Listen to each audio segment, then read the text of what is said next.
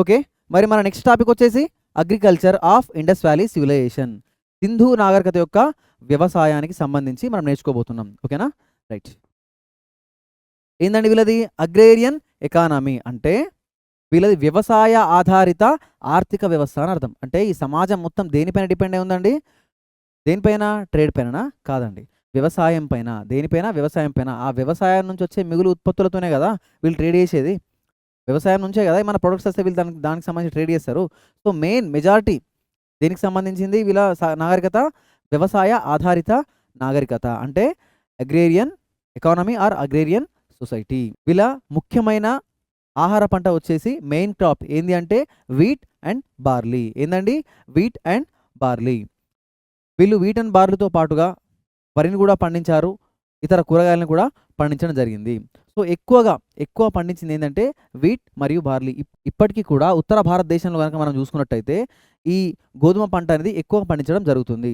మరి దీంతో పాటుగా సార్ ఆహార పంటలు మాత్రమేనా, ఇంకేమైనా కమర్షియల్ క్రాప్స్ వాణిజ్య పంటలు ఏమైనా పండించారా అంటే పత్తిని కూడా పండించడం జరిగింది. పత్తితో పాటు పప్పు ధాన్యాలు మరియు నూనె గింజలు అంటే ఈ ఆయిల్ సీడ్స్ కూడా పండించడం జరిగింది. ఏం సార్ అంటే నువ్వులు పండించిండ్రు అండ్ మస్టర్డ్స్ ఆవాలు కూడా పండించడం జరిగింది.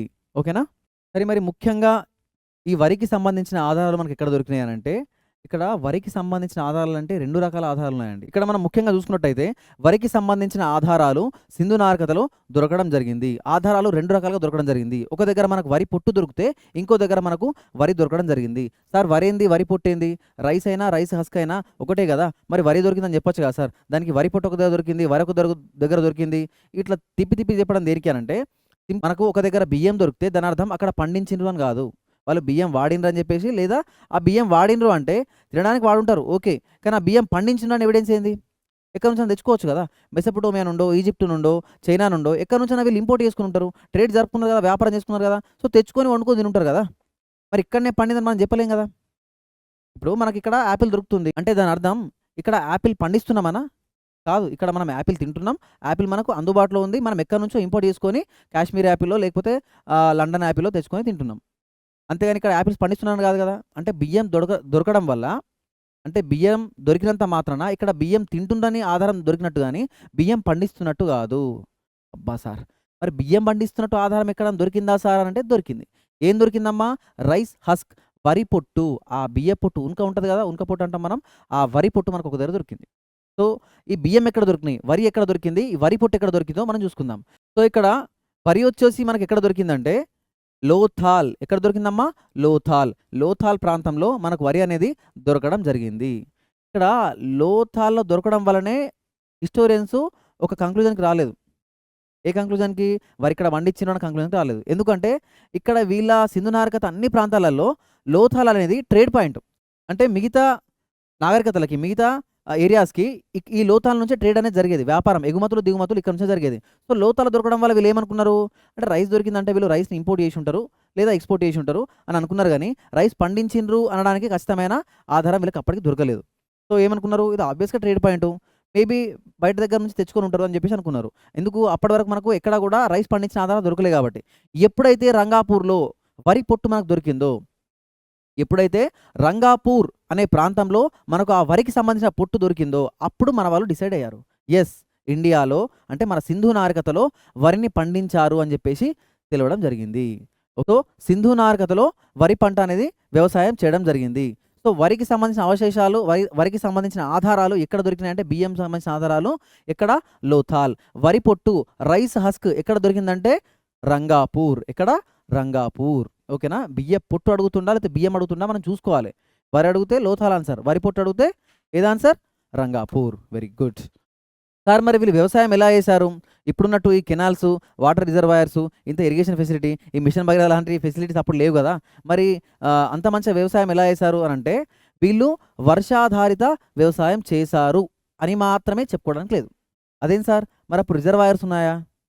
మరి ఇరిగేషన్ ఫెసిలిటీస్ ఎలాంటివి ఉన్నాయి? వీళ్ళు న్యాచురల్గా వర్షాల వల్ల కాకుండా అంటే వర్షాల మీద ఆధారపడి కాకుండా వీళ్ళు ఇంకేమన్నా చేశారా అనేది మనం తెలుసుకుందాం. ఓకేనా? వీళ్ళు ఇరిగేషన్ ఫెసిలిటీ ఎలా ప్రొవైడ్ చేసుకున్నారంటే గబర్బంద్ అంటే ఏంది? రాతితో చేసిన ఆనకట్టలు. రాతితో చేసిన ఆనకట్టలు అంటే ఈ కట్టలు కట్టినరు. అక్కడ నుంచి వాటర్ ఫ్లోట్ అవుతా వస్తుంటే వీళ్ళు ఏం చేసిర్రు, రాళ్ళతోని కట్టగట్టి ఆ వాటర్ని ఒక దగ్గర స్టోర్ చేసుకునేది రిజర్వాయర్ లాగా, చిన్నపాటి రిజర్వాయర్ లాగా. దాన్ని ఏమంటారు, గబర్ బంద్ అని అంటారు. ఏమంటారు, గబర్ బంద్. సార్ ఇట్లా రాతి ఆనకట్టలు కాకుండా ఇంకేమైనా ఇరిగేషన్లో స్టెప్ ఫార్వర్డ్ అయినరా అంటే ఎస్, వెల్స్ అంటే బావులు, బావుల ద్వారా కూడా వీళ్ళు వ్యవసాయం చేసినట్టు ఆధారాలు ఉన్నాయి. సార్ మరి వీళ్ళు వ్యవసాయానికి ఎలాంటి ఇరిగేషన్ ఫెసిలిటీస్ని యూజ్ చేశారు తెలుసుకుందామా.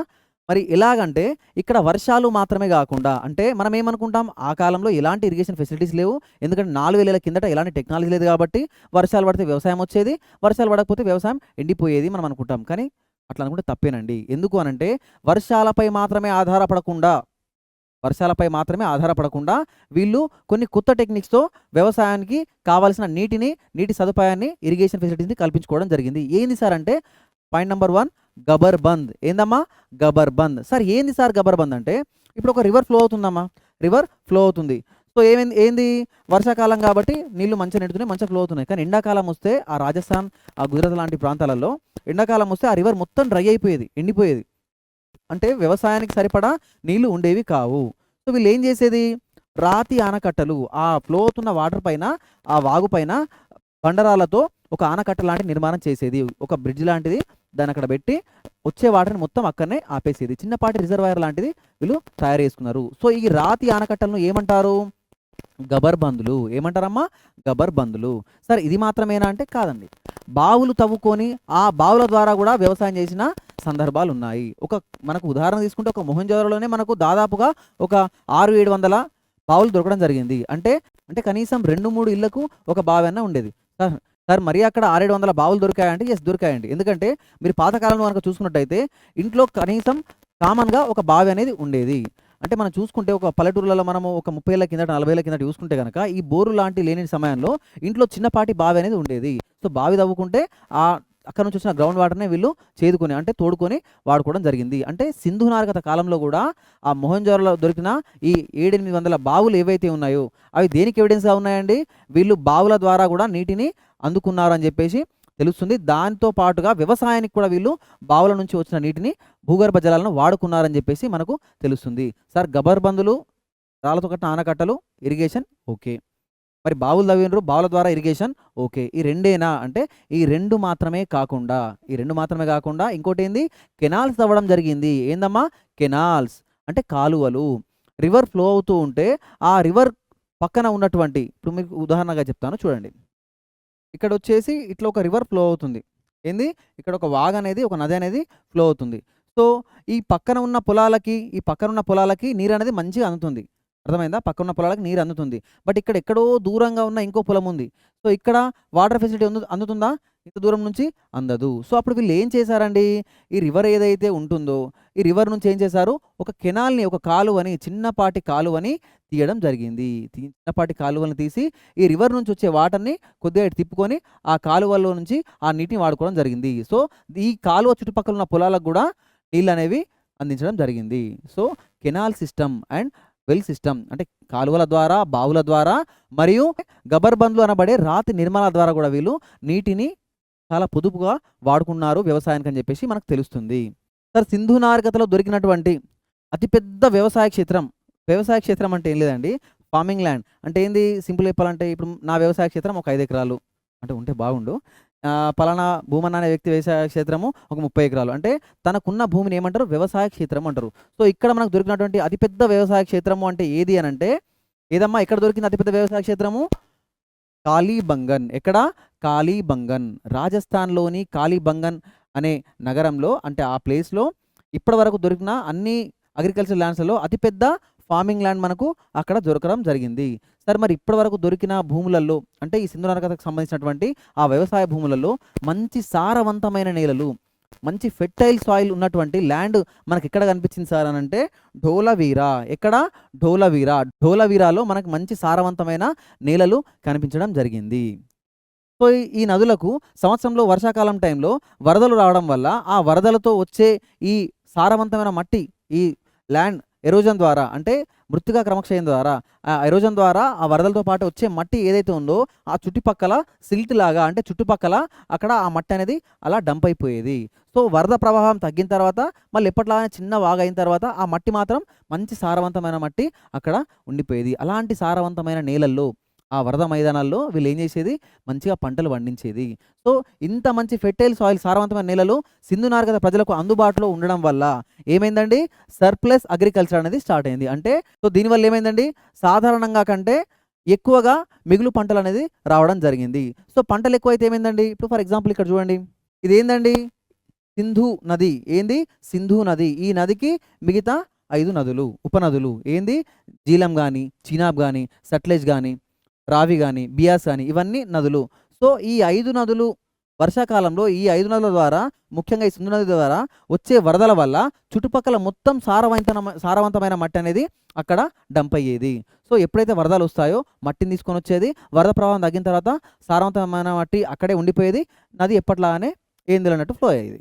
సో ఈ సారవంతమైన నేలల్లో వీళ్ళు మంచిగా వ్యవసాయం చేసుకునేది. సో సారవంతమైన నేలలో వ్యవసాయం చేసుకోవడం వల్ల సాధారణంగా కంటే ఎక్కువగా పంట ఉత్పత్తి అనేది వచ్చేది. సో ప్రొడక్షన్ అనేది ఎక్కువైనప్పుడు ఏమవుతుందండి సో ప్రొడక్షన్ ఎక్కువైనప్పుడు మనకు సర్ప్లస్ అమౌంట్ అనేది మిగలడం జరుగుతుంది. దానివల్ల ఏమవుతుంది విలేజెస్ కాస్త మెల్లమెల్లగా అర్బనైజేషన్ అనేది కావడం జరుగుతుంది. సో మంచి పంటలు ఉండడం వల్ల మంచి వాటర్ రిసోర్స్ ఉండడం వల్ల మంచి వర్షాలు పడడం వల్ల అక్కడ వెజిటేషన్ అంటే సో నెక్స్ట్ ఏంటి అక్కడ మంచి వాతావరణ పరిస్థితులు ఉండడం వల్ల అక్కడ మంచి వెజిటేషన్ అంటే అక్కడ వృక్ష సంపద సహజమైన వృక్ష సంపద అడవులు లాంటివి మంచి ఉండడం వల్ల సహజంగానే కావాల్సిన దానికంటే మంచి వర్షపాతం అనేది అక్కడ నమోదయ్యేది.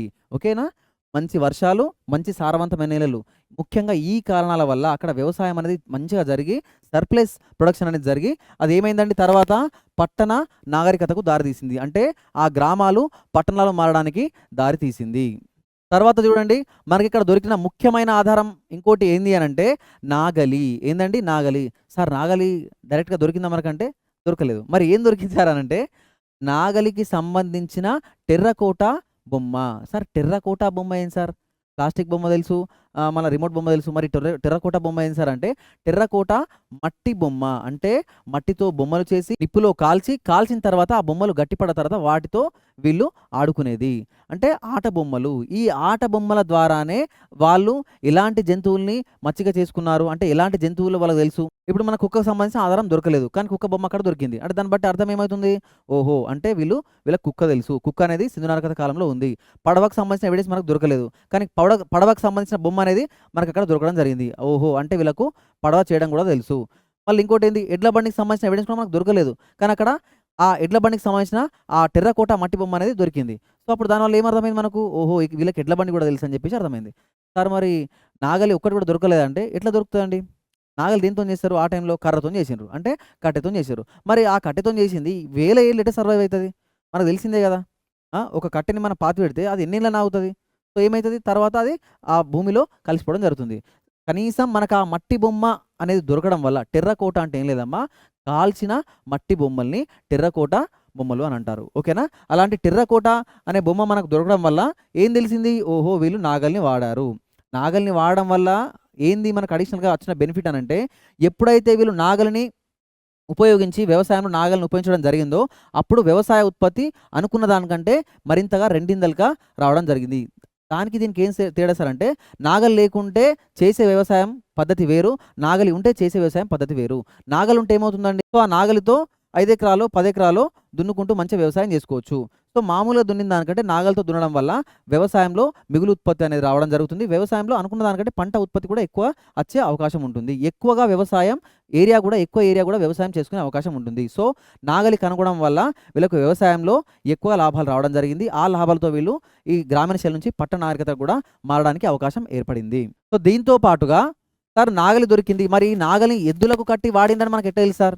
గుర్రాలకు కట్టిండేమో గాడిదలకు కట్టిండేమో ఎద్దులే అని మనం స్పెసిఫిక్ ఎట్లా చెప్తుండ్రు మనమైతే చూసింది లేదు. మనకు ఆ ఎద్దుతో నాగలితో ఉన్న ఫోటో కూడా మనకి ఎక్కడా దొరకలేదు. మరి ఎలా చెప్తున్నారు సార్ అంటే వాళ్ళ ముద్రికలలో వాళ్ళ సీల్స్లలో ఎక్కువగా వాళ్ళ పెయింటింగ్స్లలో ఎక్కువగా మనకు ఎద్దుతో అంటే మూపురం ఉన్న ఎద్దుతో ఉన్నటువంటి సీల్స్ మనకు ఎక్కువ దొరికాయి కాబట్టి ఎక్కువ ఆ సీల్స్ దొరకడం వల్ల ఎద్దుకున్న ప్రాధాన్యత తెలుస్తుంది. సింధు నాగరికత సమాజంలో ఎక్కువ ప్రాధాన్యత కలిగిన జంతువు ఎద్దు అని మనం చెప్పొచ్చు. ఎందుకు అనంటే ఎక్కువగా వాళ్ళ సీల్స్‌లలో ఎద్దు అనేది మనకు దొరకడం జరిగింది. సో, వీళ్ళ సమాజం, వీళ్ళ బతుకుదెరువు మొత్తం వ్యవసాయం మీదనే. ఆ వ్యవసాయం మొత్తం దేని మీద నడిచేదండి? ఎడ్ల మీద నడిచేది. సో, కాబట్టే ఎద్దులకు ఆ ప్రాధాన్యత ఉంది గాబట్టే వాళ్ళు ఏం చేసేది ఎక్కువగా వాళ్ళ ముద్రికల పైన మూపురం ఉన్న ఎద్దుని ముద్రించడం జరిగింది. ఏంది? మూపురం ఉన్న ఎద్దుని ముద్రించడం జరిగింది. సో, వీళ్ళు వ్యవసాయంలో వాడిన నాగలితో ఇలాగ దున్నారు. ఏ ప్యాటర్న్‌లో దున్నారంటే ఇక్కడ మనకు ఒక ఎవిడెన్స్ దొరికింది. మామూలుగా సార్ దున్నడానికి కూడా ఎవిడెన్స్ ఉంటదా? దున్నడం మామూలు ఇట్లా దున్నుకుంటూ వెళ్ళిపోతారు కదా సార్ అంటే, ఇట్లా దున్నితే ఏం పర్లేదు. కానీ ఇట్లా నిలువుగా దున్నడంతో పాటు దాని పక్కనే ఇలా అడ్డంగా దున్నడం వల్ల సో, దీన్ని బట్టి ఏం తెలిసింది? 2 రకాల పంటలు, 2 రకాల పంటలు వీళ్ళు ఎట్ ఎ టైమ్ ఏసిండ్రు అని చెప్పేసి మనకు తెలుస్తుంది. అంటే మిశ్రమ పంటలు అంటాం. అంటే వీళ్ళ క్రాపింగ్ ప్యాటర్న్ ఏదైతే ఉందో ఇది మల్టిపుల్ క్రాప్స్ అనేది వీళ్ళు వేయడం జరిగింది. చూసిండ్రా? వ్యవసాయం చేయడమే ఆ టైంలో గొప్ప అనుకుంటే, ఆ వ్యవసాయంలో గూడా మనం ఊహించనట్టుగా ఎట్ ఎ టైమ్ కనీసం ఒక 2, 3 పంటలు ఎట్ ఎ టైమ్ పండించేది. సార్ పండించిన ఎవిడెన్స్ ఏంది అనంటే, వీళ్ళు దున్నినటువంటి ఈ ప్యాటర్న్ ఏదైతే ఉందో ఇక్కడ చూడండి. వీళ్ళు దున్నినటువంటి ఈ ప్యాటర్న్ ఏదైతే ఉందో ఒక వైపుగా అడ్డంగా దున్నుకుంటే, ఇంకో వైపుగా నిలువుగా దున్నుకున్నారు. అంటే ఇక్కడ వేరే ప్రొడక్ట్ ఏసేది, ఇక్కడ వేరే ప్రొడక్ట్ ఏసేది, ఇక్కడ వేరే ప్రొడక్ట్ అనేది ఏసేది. ఇక్కడ ఇంకో పంట, ఇక్కడ ఇంకో పంట. మిశ్రమ పంటలు. క్రాపింగ్ ప్యాటర్న్ అనేది మిశ్రమ పంటలు. మల్టిపుల్ క్రాప్స్ అనేది వేయడం జరిగింది. ఓకేనా? అంటే అగ్రికల్చర్‌లో కూడా వీళ్ళు సస్టైనబిలిటీని చూసారు. అర్థమైందా? సో, ఒకటే పంటని మొత్తం వేయకుండా వాళ్ళకున్న వ్యవసాయ క్షేత్రంలో మల్టిపుల్ క్రాప్స్ అనేది ఏయడం జరిగింది. చూడండి ముఖ్యంగా ఇక్కడ వాళ్ళకున్న సీల్స్‌లలో ఎక్కువ మనకు కనిపించే జంతువు ఏదనంటే ఎద్దు. ఎద్దు అంటే నార్మల్ ఎద్దు కాదు మళ్ళా. మూపురం ఉన్న ఎద్దు. ఏందమ్మా? మూపురం ఉన్న ఎద్దు. సార్ ఇవి 2 ఎద్దులే కదా అని అనుకుంటే లేదమ్మా. ఇగో ఇది మూపురం ఉన్న ఎద్దు. ఇది కనిపిస్తుందా? ఇది మూపురం ఉన్న ఎద్దు. ఇది మూపురం లేని ఎద్దు. సో, 2 ఎద్దులే అయినప్పటికీ మనకు ఎక్కువ కనిపించిన ఎద్దు ముద్రిక, ఆ ఎద్దు చిహ్నం ఏది అనంటే ఈ సింబల్ మనకు కనిపించింది. అంటే ఈ సింబల్స్‌లలో మూపురం ఉన్న ఎద్దే మనకు ఎక్కువగా కనిపించడం జరిగింది. సో, దీన్ని బేస్ చేసుకొని వీళ్ళ సమాజంలో ఎద్దుకు ఇచ్చిన ఇంపార్టెన్స్‌ని చూసి సో, వ్యవసాయంలో వీళ్ళు ఖచ్చితంగా ఎద్దుని ఉపయోగించుంటారని చెప్పేసి ఖరాఖండిగా మన స్టోరీస్ చెప్పడం జరిగింది. సో, వీళ్ళు ఎలాంటి పంటలు పండించారు? గోధుమలు పండించారు. మిల్లెట్స్ పండించడం జరిగింది. పల్సెస్ అంటే పప్పుధాన్యాలు కూడా పండించారు. ఆయిల్ సీడ్స్ నూనె గింజల పంటలు కూడా పండించడం జరిగింది. అంటే ఏంది? ఈ ఆవాలు గానివ్వండి, లేకపోతే నువ్వులు గానివ్వండి. నువ్వుల నుంచి కూడా నూనె తీస్తాం కదా! నువ్వుల నుంచి నూనె తీస్తాము. ఆవాల నుంచి నూనె తీస్తాము. ఆవ నూనె నార్త్ సైడ్ ఎక్కువ వాడేది ఆవ నూనె. కేరళ సైడ్ కొబ్బరి నూనె. నార్త్ సైడ్ ఆవ నూనె. ఇంకా ఇతర పంటలేందంటే కూరగాయలు పండించిండ్రు. రైసు మనకు తెలుసు కదా! బియ్యపు పొట్టు ఎక్కడ దొరికింది? రంగాపూర్. బియ్యం ఎక్కడ దొరికినాయి? లోథాల్. దక్షిణ ఆసియాలో బియ్యం సాగుకు సంబంధించినటువంటి తొలి ఆధారాలు దొరికిన ప్రాంతం ఏదంటే మన సింధు నాగరికత ప్రాంతం. సార్ దక్షిణ ఆసియాలో అంటున్నారు కదా! మరి వరల్డ్ వైడ్‌గా ఎక్కడ అనంటే చైనా. ఎక్కడ? చైనా. యాంగ్జీ నది ఒడ్డున ఉన్నటువంటి వాళ్ళ నాగరికతలో చైనాలో మొట్టమొదటి వరికి సంబంధించిన ఆనవాళ్ళు అక్కడ దొరికినాయి. సార్ మన సింధు నాగరికతలో దొరికినాయా అంటే దొరికినాయి. కానీ దక్షిణ ఆసియాలో అంటే మన సింధు నాగరికత ఆన్సర్ పెట్టాలి. పూర్తి వరల్డ్ వైడ్‌గా అంటే చైనాని ఆన్సర్‌గా పెట్టాలి. ఇప్పటికి కూడా రైస్ ప్రొడక్షన్‌లో ఎక్కువగా మనకు చైనా నుంచే ప్రొడక్షన్ అనేది రావడం జరుగుతుంది. సో, ఇలాంటి రకరకాల పంటలు వాళ్ళు పండించడం జరిగింది. బార్లీ, వీట్, మిల్లెట్స్, పప్పుధాన్యాలు, నువ్వులు, సెసమం అంటే నువ్వులు, మస్టర్డ్ అంటే ఆవాలు. సో, మిగతా వేరే వేరే కూరగాయలు కూడా పండించడం జరిగింది. ఓకేనా? ఇవి బార్లీ. ఇవేందమ్మా? ఇవి బార్లీ. గోధుమ, చిరుధాన్యాలు అంటే మిల్లెట్స్. సజ్జలు, రాగులు, కొర్రలు, అండుకొర్రలు, ఊదలు, సామలు, అరికెలు. సో, అలాంటివి చిరుధాన్యాలు. అవేంది? పప్పుధాన్యాలు. అంటే నేను చెప్పిన మిల్లెట్స్ అన్నీ పండించలేదు. అవన్నీ మిల్లెట్స్. అందులో వీళ్ళు రాగులు పండించిండ్రో లేదా బాజ్రా పండించిండ్రో ఏదో కొన్ని పండించుంటారు. ఓకేనా? ఇప్పటికి కూడా మీరు రాజస్థాన్, గుజరాత్ సైడ్ చూస్తే ఈ బాజ్రా లేకపోతే ఈ రాగులు మిల్లెట్స్ ఎక్కువ కన్జంప్షన్ చేస్తారు వాళ్ళు. ఎక్కువ వాడతారు. మరి ధాన్యాలు, పప్పుధాన్యాలు, వరి ఇవన్నీ మనకు పండించడం జరిగింది. సో, మనకు వరి పొట్టు ఎక్కడ దొరికిందండి? రంగాపూర్. ఎక్కడ? రంగాపూర్. ఓకే. పత్తికి సంబంధించిన ఇన్ఫర్మేషన్. పత్తి పండించిండ్రు. ప్రపంచంలో మొట్టమొదటిసారిగా పత్తి పండించిన ప్రాంతం ఏది అంటే సింధు నాగరికత ప్రాంతం. ఏంది? సింధు నాగరికత ప్రాంతం. సార్ మరి పత్తికి సంబంధించిన ఆధారం మొదటిసారిగా ఎక్కడ దొరికింది సార్ అంటే మెహర్‌గర్. ఎక్కడ? మెహర్‌గర్. మెహర్‌గర్‌లో మొట్టమొదటిసారిగా మనకు పత్తికి సంబంధించిన ఆధారం దొరికింది. ఆ మెహర్‌గర్ అనేది మన సింధు నాగరికత ప్రాంతంలోని ఒక ముఖ్యమైన ప్రాంతం. సో, మంచి క్వాలిటీ పత్తి, నాణ్యమైన పత్తి మన దగ్గర పండించడం జరిగింది. సో, మనకి కాటన్‌కి సంబంధించిన ఆధారాలు ఎక్కడ దొరికినాయండి? ఫ్యాబ్రిక్ అంటే ఈ బట్ట. సో, మనకొక గుడ్డ పేగు దొరకడం వల్ల, ఒక చిన్న బట్ట ముక్క దొరకడం వల్ల, ఆ బట్ట పేగులోని, ఆ గుడ్డ ముక్కలోని ఆ దారాలు, ఆ పూసలు టెస్ట్‌కి పంపితే అప్పుడది కాటన్ అని తేలింది. సో, దానివల్ల మనకేం దొరికింది? ఓకే. ఇక్కడ మనం కాటన్ వాడినామని జెప్పేసి దొరికింది. సార్ కాటన్ క్లాత్ దొరకడం వల్ల కాటన్ వాడామని తెలుస్తుంది గానీ, కాటన్ పండించడం వల్ల మనకెట్లా తెలుస్తుందని మీకు డౌట్ రావచ్చు. ఎందుకంటే కాటన్ మనం ఇంపోర్ట్ కూడా చేసుకునొచ్చు గదా! సో, పండించమని ఏదైనా ఎవిడెన్స్ కావాలి గదా! సో, ఆ కాటన్ పండించిన ఎవిడెన్స్ మనకెక్కడ దొరికింది అనంటే మెహర్‌గర్‌లో దొరికింది. సార్ మరి బట్ట ముక్క చెప్పిర్రు కదా! అదెక్కడ దొరికిందంటే మొహంజొదారోలో దొరికింది. అంటే హరప్పాలో మిగతా దగ్గర కూడా దొరికింది. ఫస్ట్ దొరికింది ఎక్కడ అంటే మెహర్‌గర్. సో, ఇది మెహర్‌గర్. ఇక్కడనే మనకు కాటన్‌కి సంబంధించినటువంటి మొదటి ఆధారం మనకు దొరకడం జరిగింది. సార్ పత్తి ఎందుకు అంత ఇంపార్టెంట్ అంటే, సో, మొదటిసారిగా పత్తి పండించింది మనమే. కాటన్‌కి సంబంధించిన బట్టలు వాడింది కూడా మనమే. సార్ మన చుట్టుపక్కల ఎవరు అసలు కాటన్ బట్టలే వాడలేదా అనంటే, సో, ఇది చూడండి. ఇదేందండి? ఇవి కాటన్ బట్టలు అనుకుంటున్నాం. కాటన్ బట్టలు కాదండి. Jute fabric. జూట్ అంటే ఏంది? జనుము అంటాం కదా! జనుము. ఆ జనుము నుంచి తీసినటువంటి, జనుము అంటే సింపుల్ అండి. ఈ గోనె సంచులు ఉంటాయి కదా! మనకు రేషన్ షాప్‌లలో బియ్యం ఇస్తారు కదా! ఆ సంచులు. దాన్ని ఏమంటారు? జూట్ అంటారు. ఏంది? జూట్. ఇలా జూట్ మొక్కల నుంచి ఈ మొక్కల్ని కట్ చేసి వీటిని ఎండిన తర్వాత వాటిని నీళ్ళలో నానబెట్టి దాని నుంచి ఇలా ఫైబర్ తీస్తారు. ఈ ఫైబర్ తీసిన తర్వాత ఆ ఫైబర్ నుంచి దాన్ని దారాలుగా చేసి ఆ దారాల నుండి మనకిలా ఫ్యాబ్రిక్ బట్టననేది నేయడం జరుగుతుంది. ఓకేనా? కొంచెం మందంగా నేస్తే మనము ఆ సంచులంటాం. మంచి క్వాలిటీగా ఫైన్ ఫైబర్ తీసుకుంటే దాని నుంచి బట్టలు కూడా తయారు చేస్తారు. మీరు నమ్ముతలేరా? ఇప్పుడు మనం లెనిన్ కాటన్ అంటాం గదా! Linen cotton. ఓకేనా? ఈ లినెన్ కాటన్ ఎట్లా తయారైతది? ఇది పత్తి గాదు. లినెన్ కాటన్ అంటే అది పత్తితోని చేసింది గాదు. ఏదైనా మొక్క నుంచి వచ్చిన ఫైబర్ ఉంటుంది గదా! ఆ మొక్క నారు ఏదైతే ఉంటుందో ఆ ఫైబర్ నుంచి తీసిన దారపోగు నుంచి తయారు చేసిందే ఈ లినెన్ కాటన్. సో, వీళ్ళు వాడిందేంది లినెన్ కాటన్ గాదు. వీళ్ళు వాడిందేంది జూట్, జనుము. జనుము నుంచి తీసిన బట్టల్ని వాడిర్రు. ఎవరు? ఈజిప్ట్ ప్రజలు. ఎవరు? ఈజిప్ట్ ప్రజలు.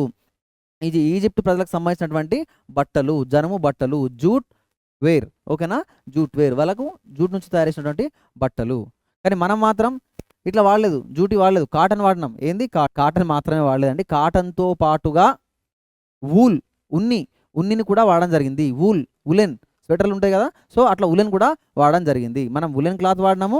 అండ్ మన కాటన్ క్లాత్ కూడా వాడినాం. జూట్ క్లాత్ మట్టుకు ఈజిప్ట్ వాళ్ళు వాడిర్రు. సిల్క్ వాడినామా సార్ అంటే సిల్క్ వాడలేదు. పట్టు ఇంకా వాడలేదు మనం. ఓకేనా? పట్టు, చైనా మన దగ్గర ఇంకా ఈ కాలానికి సింధు నాగరికతలో పట్టుకు సంబంధించిన ఎవిడెన్స్ అనేది దొరకలేదు. వూల్‌కి సంబంధించిన ఎవిడెన్స్ దొరికింది. దాంతో పాటుగా కాటన్‌కి, పత్తికి సంబంధించిన ఎవిడెన్స్ మాత్రమే దొరికింది. కాబట్టి సింధు నాగరికత ప్రజలు వూల్ మరియు కాటన్‌ని వాడడం జరిగింది అని చెప్పవచ్చు. సో, ఈ మట్టి నాగలికి సంబంధించిన ఈ టెర్రకోట మట్టి నాగలి మనకి ఎక్కడ దొరికిందండి? బన్వాలి. ఎక్కడ? బన్వాలి. టెర్రకోట మట్టి నాగలి బొమ్మ ఎక్కడ దొరికింది? బన్వాలిలో దొరకడం జరిగింది. సో, నాగలితో దున్నినటువంటి ఆధారాలు, భూమిని నాగలితో దున్నినటువంటి ఆధారాలు మనకి ఎక్కడ దొరికిందంటే కాళీబంగన్. ఎక్కడ?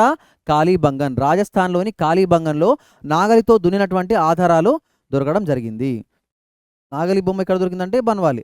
ఆ నాగలితో దున్నినటువంటి ఆధారాలు ఎక్కడ దొరికిందంటే కాళీబంగన్. సరే, మరి సింధు నాగరికత ప్రాంతాలలో అంటే ఈ హరప్పా నాగరికతలో ఎక్కువగా ఉన్న ప్రాంతాలు సెమీ అరిడ్ రీజన్ అంటే అర్ధ శుష్క ప్రాంతాలు. సెమీ అరిడ్ రీజన్ అంటే ఏందంటే వర్షాధారిత భూములు అని అర్థం. అంటే పూర్తిగా ఫుల్ వర్షాలు పడే ప్రాంతాలు కాదు. అట్లని చెప్పేసి అసలు వర్షాన్ని పడని ఎడారి ప్రాంతాలు కూడా కాదు.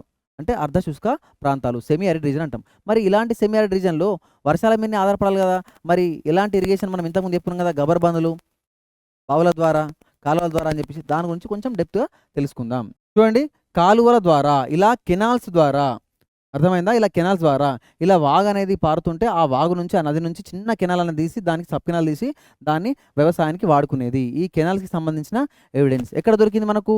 ఆఫ్ఘనిస్తాన్‌లో. ఎక్కడమ్మా? ఆఫ్ఘనిస్తాన్‌లో దొరకడం జరిగింది. మరి ఆఫ్ఘనిస్తాన్‌లో ఎక్కడ సార్ అంటే షోర్ టు గై. ఎక్కడ? షోర్ టు గై. మనం ఫస్ట్‌లో చెప్పుకున్నాం కదా! సో, ఆ షోర్ టు గై అనే ప్రాంతంలో. ఓకేనా? ఆఫ్ఘనిస్తాన్‌లోని షోర్ టు గై అనే ప్రాంతంలో ఈ కెనాల్స్‌కి సంబంధించిన ఎవిడెన్స్ అంటే ఈ కెనాల్స్‌కి కాలువలకు సంబంధించిన ఆధారాలు మనకు దొరకడం జరిగింది. మరి ఆఫ్ఘనిస్తాన్ కాలువలు తవ్విండ్రా? మన దగ్గర తవ్వలేదంటే మన దగ్గర కూడా తవ్విండ్రు. కాకపోతే మన దరిద్రం ఏందంటే మనం ఉన్నది మొత్తం ఆ నదుల దగ్గర ఉన్నటువంటి చుట్టుపక్కల ఏరియాలనే ఉన్నాం. సో, ఇక్కడ ఏమైంది? ఒకవేళ కాలువ తవ్వినా వరదలు రాగానే ఆ కాలువ మొత్తం మూసుకుపోయేది. కాబట్టి ఏంది మనకు దానికి సంబంధించిన ఆధారాలు ఎక్కువ దొరకలేదు. అట్లా మనకు బావులు మాత్రం కొన్ని దొరికినాయి. ఇది షోర్ టు గై. ఇక్కడ మనకేం దొరికినాయి? కాలువలు. కాలువల ద్వారా వ్యవసాయం చేసుకునే ఆధారాలు దొరికినాయి. ఇదేంటమ్మా? బావులు. ఇలా బావుల ద్వారా వ్యవసాయం చేసుకున్నట్టు ఆధారాలు దొరికినాయి. సరే, మరి కాలువలు మన దగ్గర ఎందుకు తవ్వాలి అంటే చెప్పినా కదా! మనం ఉన్నదంతా నదీ పరివాహక ప్రాంతంలో. సో, ఎక్కడైనా కాలువలు తవ్వినా కూడా ఈ నదులకు వరదలు వచ్చినప్పుడు ఆ వరదలతో పాటు వచ్చే ఈ అడిషనల్ మట్టి ఏదైతే ఉంటుందో, ఈ సిల్ట్ ఏదైతే ఉంటుందో ఆ కాలువల్ని మొత్తం పూడ్చేసేది. సో, కాబట్టి మనకు కాలువల ఎవిడెన్స్ మన ఇండియాలో ఎక్కువ దొరకలేదు. బట్ ఆఫ్ఘనిస్తాన్‌లోని షోర్ టు గైలో దొరికింది. ఓకేనా? బావుల ద్వారా మనం వ్యవసాయం చేసుకున్నాము. ఇంకా ఏంది? గుజరాత్‌లో. గుజరాత్‌లో ఎక్కడ? ధోలవీరా. ఎక్కడమ్మా? ధోలవీరా. ధోలవీరాలో మనకు ఒక స్పెషల్ ఫీచర్ కనిపిస్తుంది. ఏంది సార్ స్పెషల్ ఫీచర్ అంటే గబ్బర్బందా? కాదు. మరి రాతి ఆనకట్టలా? కాదు. మరి బావుల ద్వారా చేసిన వ్యవసాయమా? కాదు. ఈ 3 గాకుండా సెపరేట్‌గా ఒక చెరువుల లాంటి అంటే ఒక రిజర్వాయర్స్ లాంటి నిర్మాణం మనకిక్కడ కనిపిస్తుంది. సార్ ఆల్రెడీ మనం ఇంతకుముందే గబ్బర్‌బండ్లు, రాతి ఆనకట్టలు, చిన్నపాటి రిజర్వాయర్ అని చెప్పుకున్నాం అంటే దానికి దీనికి తేడా ఉందమ్మా. ఎందుకంటే అక్కడ గబ్బర్‌బంద్ అంటే ఒక పారుతున్న నది పైన కట్టను కట్టేది. ఇక్కడ పారుతున్న నది పైన గాదు. ఎప్పుడైతే పక్కన ఇప్పుడు ధోలవీరాలో కొంచెము ఏంది వర్షాలు పడ్డప్పుడు నీళ్లు ఫ్లో అయ్యేది. వర్షాలు లేనప్పుడు నీళ్లు అక్కడ నది ఎండిపోయేది. సో వీళ్ళేం చేసేది వర్షాలు ఉన్నప్పుడు ఆ నది నుంచి వచ్చే నీటిని 3 చెరువులు ఒక 3, 4 చెరువులు తవ్వేసి ఒక రిజర్వాయర్‌లు సింపుల్‌గా ఒక 3 రిజర్వాయర్‌లు తవ్విండ్రు. ఏంది? ఫర్ ఎగ్జాంపుల్ ఇక్కడ ఒక రిజర్వాయర్, ఇక్కడ ఒక రిజర్వాయర్, ఇక్కడ ఒక రిజర్వాయర్ అనుకో. సో ఫర్ ఎగ్జాంపుల్ అండి వీళ్ళు ఒక 3 రిజర్వాయర్‌లను తవ్వడం జరిగింది. ఏంది సార్ 3 రిజర్వాయర్‌లు అనంటే 3 నీటి చెరువులు లాంటివి తవ్వడం జరిగింది. ఎందుకు సార్ మరి 3 అనంటే సంవత్సరానికి సరిపడా అంటే మళ్ళా వర్షాకాలం వచ్చేవరకి సరిపడా ఇట్లా చెరువులు తవ్వడం జరిగింది. సరే ఏం చేసేది దీనివల్ల అంటే ఎప్పుడైతే రివర్ వర్షాలు పడి ఫ్లో అవుతుందో అప్పుడు ఇక్కడ నుంచి కెనాల్ తీసుకొని ఈ కెనాల్ ద్వారా ఈ చెరువుల్ని ఈ వాటర్ రిజర్వాయర్స్‌ని నింపేది. సరే ఈ వాటర్ రిజర్వాయర్ నిండిన తర్వాత ఆ నిండిన వాటర్ తర్వాత ఎక్కడ పోయేది? పక్క రిజర్వాయర్‌లకి ఎళ్ళేది. ఇక్కడ వాటర్ నిండిన తర్వాత ఇక్కడున్న ఎక్సెస్ వాటర్ అడిషనల్ వాటర్ పక్క రిజర్వాయర్‌కి ఎళ్ళేది. ఇలా ఈ 3 రిజర్వాయర్‌ల నుంచి వచ్చిన నీటిని ఈ 3 రిజర్వాయర్‌లో స్టోర్ చేసుకున్న నీటిని వాళ్ళు సంవత్సరం పాటుగా వ్యవసాయానికి మరియు వాళ్ళు కూడా వాడుకునేది. ఓకేనా? సార్ ఇది ఎక్కడనో చూసినట్టుందనంటే ఎక్కడ కాదమ్మా. మనం తెలంగాణ చరిత్రలో కాకతీయులు గురించి చెప్పుకున్నప్పుడు ఆ కాకతీయులు అనే టాపిక్‌లో గొలుసు కట్టు చెరువులు అనే దగ్గర ఇలాంటివి వస్తుంది. గొలుసు కట్టు చెరువులు అంటే సేమ్ ప్రాసెస్. సేమ్ ఇదే. ఈ చెరువు నిండిందనంటే ఈ చెరువు నుంచి నిండిన తర్వాత ఆ నిండిన వాటరు బయటకు ఫ్లో అంటే బయటకు వరదలాగా వెళ్ళిపోకుండా వేస్ట్ అవ్వకుండా ఆ నిండిన తర్వాత వెంటనే నీళ్ళు పక్క చెరువులోకి పోయేటి. అలా నిండిన తర్వాత వెంటనే పక్క చెరువులోకి పోయేటి. దీన్ని గొలుసు కట్టు చెరువులు అంటారు. కాకతీయుల కాలంలో గొలుసు కట్టుల చెరువులు అంటారు. కానీ ఇక్కడ ఏంది ధోలవీరాలో ఇలా 3 రిజర్వాయర్స్ ఉన్నటువంటి 3 వాటర్ రిజర్వాయర్స్ మనకు కనబడడం జరిగింది. గబ్బర్బందులు అంటే నీటి ఆనకట్టలు. అంటే ఇదే రివర్ పైన ఇట్లా బండలతోని కట్టేస్తే ఇక్కడ వాటర్ ఇక్కడ స్టోర్ అయితే దీన్ని ఏమంటారు? గబ్బర్బంద్. ఏమంటారు? గబ్బర్బంద్. బట్ ఇది గబ్బర్బంద్ కాదు. ఓకేనా? ధోలవీరాలో ఉన్నటువంటి స్పెషల్ ఫీచర్. ఎక్కడ దొరికినాయి సార్ మరి ఇలాంటి నిర్మాణాలు గబ్బర్బంద్ లాంటి నిర్మాణాలు అంటే బలూచిస్తాన్. ఎక్కడమ్మా? బలూచిస్తాన్. బలూచిస్తాన్‌లో మాత్రమేనా సార్ అంటే బలూచిస్తాన్‌లో ఎక్కువ దొరికినాయి. బలూచిస్తాన్‌తో పాటుగా ఆఫ్ఘనిస్తాన్‌లో కూడా దొరికినాయి. ఆల్రెడీ మనకు ఆఫ్ఘనిస్తాన్‌లో షోటుగాయ్ వద్ద ఏం దొరికినాయి? కాలువల చేత వ్యవసాయం చేయబడ్డ ఆధారాలు దొరికినాయి. సో ఇక్కడ మనకు బలూచిస్తాన్‌లో ఏం దొరికింది? ఇలాంటి రాతి నిర్మాణాలు గబ్బర్బంద్‌లు అని చెప్పబడే ఇలాంటి రాతి నిర్మాణాలు మనకు ఇక్కడ దొరకడం జరిగింది. సార్ మరి వీళ్ళు పెంచుకున్నటువంటి జంతువులు వీళ్ళు మచ్చగా చేసుకున్నటువంటి జంతువులు ఏంటంటే ఇప్పుడు మనం సింపుల్‌గా కుక్కనో, పిల్లినో పెంచుకుంటాం కదా! అట్లా వీళ్ళేమన్నా మచ్చగా చేసుకున్న జంతువులు వీళ్ళు పెంచుకున్న జంతువులు ఏమన్నా డొమెస్టిక్ యానిమల్స్ ఉన్నాయా అంటే ఉన్నాయి. ఏంది? ఎద్దులు. ఎద్దులంటే స్పెసిఫిక్‌గా ఏంది? మూపురం ఉన్న ఎద్దులు, గేదెలంటే మన బర్రెలు. ఓకేనా? గేదెలు, మేకలు, గొర్రెలు, ఏనుగులు, కుక్కలు, పిల్లులు, పందులు అన్నిటిని పెంచుకునేది. ఓకేనా? అన్నంటే మరి ఇలా కొన్ని లేవు గూడా. అన్నంటే ఇలా అన్నున్నాయా? కొన్ని లేవు గదా! సో, ఇవి పెంచుకున్నారని మనకు ఎట్లా తెలుస్తుందంటే, ఆ ఇండ్ల సముదాయాలలో అంటే అక్కడ తవ్వకాలు జరిపినప్పుడు ఆ ఇండ్ల దగ్గర ఆ ఇళ్ళల్లో మనకు వీటి ఎముకలనేవి పాతిపెట్టిన ఎముకలనేవి దొరకడం జరిగింది. సార్ ఎముకలు పాతిపెట్టినంటే మరి ఇప్పుడు మేక దొరికిందంటుండ్రు. మరి మేక పెంచుకున్నారని గ్యారంటీ ఏంది? తినుండొచ్చు కదా మేబీ అనొచ్చు. ఒకవేళ మనకు కట్ చేసిన ఎముకలు దొరికితే తిన్నరన్నట్టు. కట్ చేయకుండా పాతిపెట్టిన ఎముకలు దొరికితే పెంచుకున్నారన్నట్టు. మరి దేనికి పెంచుకున్నారు సార్ అంటే, ఏమో పాలకు పెంచుకొని ఉండొచ్చు. మరి తినలేదా సార్ అంటే, తినుండొచ్చు కూడా. సో, నెక్స్ట్ ఏంటమ్మా? డొమెస్టికేటెడ్ యానిమల్స్ అంటే ఇండ్లల్లో పెంచుకున్నటువంటి వీళ్ళు జంతువులు. వీళ్ళతో పాటుగా వీళ్ళ జీవన విధానంలో జంతువుల్ని కూడా వీళ్ళు మచ్చిక చేసుకొని పెంచుకోవడం జరిగింది. ఇప్పుడు మనం కుక్కలను, పిల్లలను పెంచుకుంటాం గదా! కుక్కల్ని పెంచుకుంటాం కదా! పిల్లుల్ని కూడా పెంచుకుంటారు కొందరు. సో, అట్లా వీళ్ళు ఏ జంతువుల్ని మచ్చిక చేసుకున్నారు. ఇప్పుడు మనం గొర్రెల్ని సాకుతాము. బర్రెలు, ఎద్దులు, ఆవులు వీటిని కూడా మనము ఏం చేస్తాం? పశు సంపద కింద భావిస్తాం. ఇగ ఇండ్లల్ల కుక్కల్ని, పిల్లులు కూడా పెంచుకుంటాం. మరి వీళ్ళేం చేసుకున్నారు సార్ అంటే ఎద్దులు, గేదెలంటే బర్రెలు, మేకలు, గొర్రెలు, ఏనుగు, కుక్కలు, పిల్లులు, పందులు. ఇప్పుడు ఇవన్నీ కామన్ అనిపిస్తాయి. కానీ ఇందులో మనకు కామన్‌గా అనిపించేది కొంచెం ఆడ్‌గా భిన్నంగా అనిపించేది అంటే ఏనుగులు. సరే ఏనుగులు కూడా పెంచుకున్నారంటే పెంచుకున్నారు. ఎందుకు పెంచుకున్నారు? ఆ రాళ్ళు లాగడానికో, బరువైన వస్తువులు లాగడానికో, ఇంకో దేని పర్పస్‌కో పెంచుకున్నారు. కానీ ఏనుగుని కూడా పెంచుకోవడం జరిగింది. ఎందుకు అనంటే మీకు మళ్ళా చెప్తా. ఒక దగ్గర ఈ ఏనుగుకు సంబంధించిన స్కల్ ఆ పుర్రె భాగం మనకు దొరుకుతది. అర్థమైందా? పుర్రె భాగం మనకు దొరుకుతది.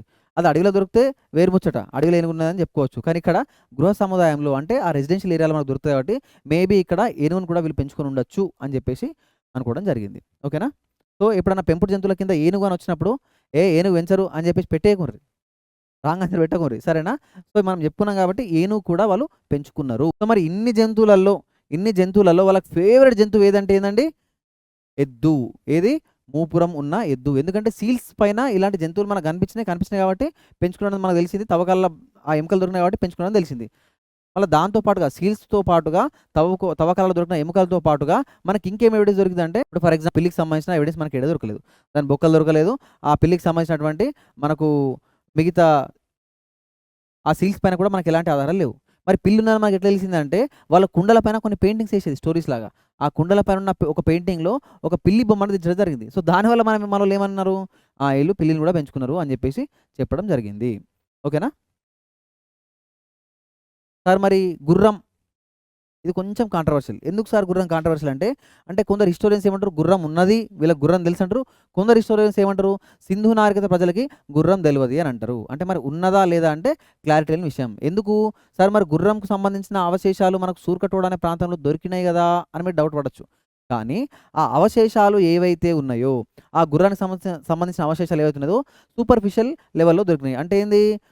రీసెంట్ టైమ్స్‌లో మనకు దొరికినాయి. ఇప్పుడు ఇదంతా ఇదొక ల్యాండ్ అనుకోండి. ఇది భూమి. భూమిలో ఇది పై పొర, దాని కింది పొర, దాని కింది పొర, దాని కింది పొర. సో ఇలా పాత పొర ఏది? ఇది లోవర్ స్ట్రాటా. ఈ పాత పొరలో దొరికితే మనకేంది? ఇది ఆ కాలం అని చెప్పొచ్చు. కానీ పైన పొర దొరికితే ఏంది? రీసెంట్ టైమ్స్ అని చెప్పొచ్చు. సో అదొక కారణం వల్ల మేబీ ఇది గుర్రంకి సమస్య ఎముక అయినప్పటికీ సింధు నాగరికత కాలంలో కాకపోయి ఉండొచ్చు అని చెప్పేసి కొందరు అన్నారు. ఇంకొందరు ఏమన్నారు? ముద్రికలు ఉన్నాయిగా అంటే, ఒక ముద్రికలో ఒక బొమ్మలో మనకు గుర్రం బొమ్మ దొరికింది. కానీ అది ఎగ్జాక్ట్ గుర్రం రాలేదు. ఎందుకంటే దానికి జూలు ఉంటుంది కదా, గుర్రానికి జూలు. ఆ జూలు లాంటిది లేదు కాబట్టి ఇది గుర్రం కాదు కావచ్చు అని చెప్పేసి కొందరు అన్నారు. మళ్ళీ ఇంకోటి ఏంది? సార్ మనకి ఎముకలు దొరికినాయి కదా సార్, ఎక్కడ దొరికినాయి? సూర్కటోడాలో మనకి ఎముకలు దొరికినప్పటికీ అవి ఎగ్జాక్ట్లీ 100% గుర్రానివి అని చెప్పేసి ఆధారాలు లేవు. ఎందుకు? అడవి గుర్రానికి సంబంధించి కూడా అలాంటి డిఎన్ఏనే ఉంటుంది కాబట్టి ఎగ్జాక్ట్ ఈ డిఎన్ఏ అంటే గుర్రపు డిఎన్ఏతోని ఈ బోన్స్ అనేది మ్యాచ్ అవ్వట్లేదు. సో ఏంది? మేబీ అయ్యి ఉండొచ్చు అనుకుంటున్నారు. సో మనకు గుర్రం ఉంది అనడానికి ఎగ్జాక్ట్ ఎవిడెన్స్ ఇంతవరకు దొరకలేదు. మరి ఉందా లేదా అంటే ఉండి లేనట్టు, లేకుండా ఉన్నట్టు, సూపర్ఫిషియల్‌గా ఉందన్నట్టు అది. ఓకేనా? కొంచెం కాంట్రోవర్షియల్ టాపికే అది. బట్ మనకు బుక్‌లో పరంగా చూసుకుంటే సూర్కటోడలో దొరికినాయని చెప్పేసి ఉన్నాయి. ఏంది? గుర్రానికి సంబంధించినటువంటి ఎముకలు లేదా గుర్రమివే అనుకున్నటువంటి ఎముకలు ఎక్కడ దొరికినాయంటే సూర్కటోడ. సో నెక్స్ట్ టాపిక్ వచ్చేసి industries and crafts of Indus valley civilisation. అంటే కళలు మరియు పరిశ్రమలు. సింధు నాగరికత యొక్క కళలు మరియు పరిశ్రమలు. వీళ్ళు వాడిన టూల్స్ అండ్ మెటీరియల్స్. వీళ్ళు ఏం టూల్స్ ఎక్కువ వాడినారంటే స్టోన్ టూల్స్, అంటే రాతి పరికరాలు ఎక్కువ వాడినరు, రాతితో చేసినటువంటి పనిముట్లు ఎక్కువ వాడినరు. దాంతో పాటుగా కాపర్ టూల్స్ వాడినరు. దాంతో పాటుగా బ్రాంజ్ టూల్స్, అంటే బ్రాంజ్ అంటే ఏంది? కంచు. రాగి ప్లస్ తగరం కలిపితే వచ్చే అలాయ్ మెటల్ ఏంది? కంచు. మిశ్రమ లోహం. ఏంది? మిశ్రమ లోహం. ఈ మూడింటిలో stone, copper, bronze. So bronze అనేది అంటే ఈ కంచు అనేది మనకు కొంచెం లిమిటెడ్గా వాడడం జరిగింది. ఎందుకు సార్ లిమిటెడ్గా వాడినానంటే, ఈ కంచు తయారీలో మనము రాగి ప్లస్ తగరం కదా, కాపర్ ప్లస్ టిన్ కదా, ఈ తగరం అనేది మనం ఇంపోర్ట్ చేసుకునేది ఆఫ్ఘనిస్తాన్ నుంచి, ఇరాన్ నుంచి తగరాన్ని తెప్పించుకునేది. సో ఇంపోర్ట్ చేసుకునేది కాబట్టి ఇక్కడ ఉన్న నిల్వలు, ఇక్కడ ఉన్నటువంటి టిన్ తగరం నిల్వలు తక్కువ కాబట్టి ఇంపోర్ట్ చేసుకున్న మెటల్ కాబట్టి కొంచెం రేర్గా వాడడం జరిగింది. సో భారతదేశంలో లేదా నాగరికతలలో మొదటగా కంచుని ఉపయోగించిన నాగరికత ఏది అంటే మనది. ఏది? సింధు నాగరికత. అందుకే సింధు నాగరికతని కంచు యుగం అని కూడా పిలుస్తారు. ఇండస్ వ్యాలీ సివిలైజేషన్ని బ్రాంజ్ ఏజ్ అని కూడా పిలుస్తారు. మొదటిసారిగా కంచుని వాడినటువంటి నాగరికత, మొదటిసారిగా కంచు వాడకంలో వచ్చినటువంటి కాలం ఏది అంటే సింధు నాగరికత కాలం. ఓకేనా? సో ఇవేంది? రాతితో చేసిన పరికరాలు. ఇలా రాతితో చేసేది. సార్ మరి ఏ రాయి వాడింది సార్? రాయిలలో కూడా రకాలు ఉంటాయి కదా, మరి ఏ రాయి వాడంటే చెర్ట్. ఏంది? చెర్ట్ అనేటువంటి రాయిని వాడినరు. ఈ తూకం వేసుకోవడానికి వాడే రాళ్ళు ఉంటాయి కదా, సో తూకం వేసుకోవడానికి చెర్ట్ అనే స్టోన్ నుంచి తయారు చేసిన ఆ తూకపు రాళ్ళు వాడేది. స్టియటైట్ అనే రాయిని కూడా మెత్తటి రాయిని వాడినరు. స్టియటైట్ అనే మెత్తటి రాయిని వాడడం జరిగింది. ఈ స్టియటైట్ అనే రాయితో ఏం చేశారంటే సీల్స్, ముద్రికలు చేయడం జరిగింది. ఓకేనా? అలాగే ఇలా రాతితో వీళ్ళు బ్లేడ్స్, షార్ప్ ఎడ్జ్ ఉన్న బ్లేడ్స్ కానీ లేకపోతే ఇంకా కోయడానికి ఏమన్నా వస్తువులు కానీ తయారు చేయడం జరిగింది. సో ఏంది? వీళ్ళు మిశ్రమ లోహాన్ని తయారు చేసేవారు. అంటే ఇట్లా రాగి ప్లస్ తగరం ఈ రెండు కలిపి కంచు అనే మిశ్రమ లోహాన్ని తయారు చేశారు. అంటే దీన్ని బట్టి ఏమర్థమవుతుంది? వీళ్ళకు మెటలర్జీ అంటే మెటలర్జీ అంటే ఏదో స్కిన్ అలర్జీ లాంటిది కాదు. మెటలర్జీ అంటే లోహాల పరిజ్ఞానం ఉంది అన్నట్టు. వీళ్ళకేంది లోహాల పరిజ్ఞానం అంటే ఈ లోహాలకు సంబంధించింది ఏ మెటల్‌తోని ఇంకే మెటల్ కలిపితే ఏ మెటల్ కొత్త మెటల్ వస్తది లాంటి లోహంకి సంబంధించిన పరిజ్ఞానం ఉంది. కానీ వీళ్ళకు ఇనుము అనేది తెలియదు. ఎందుకు?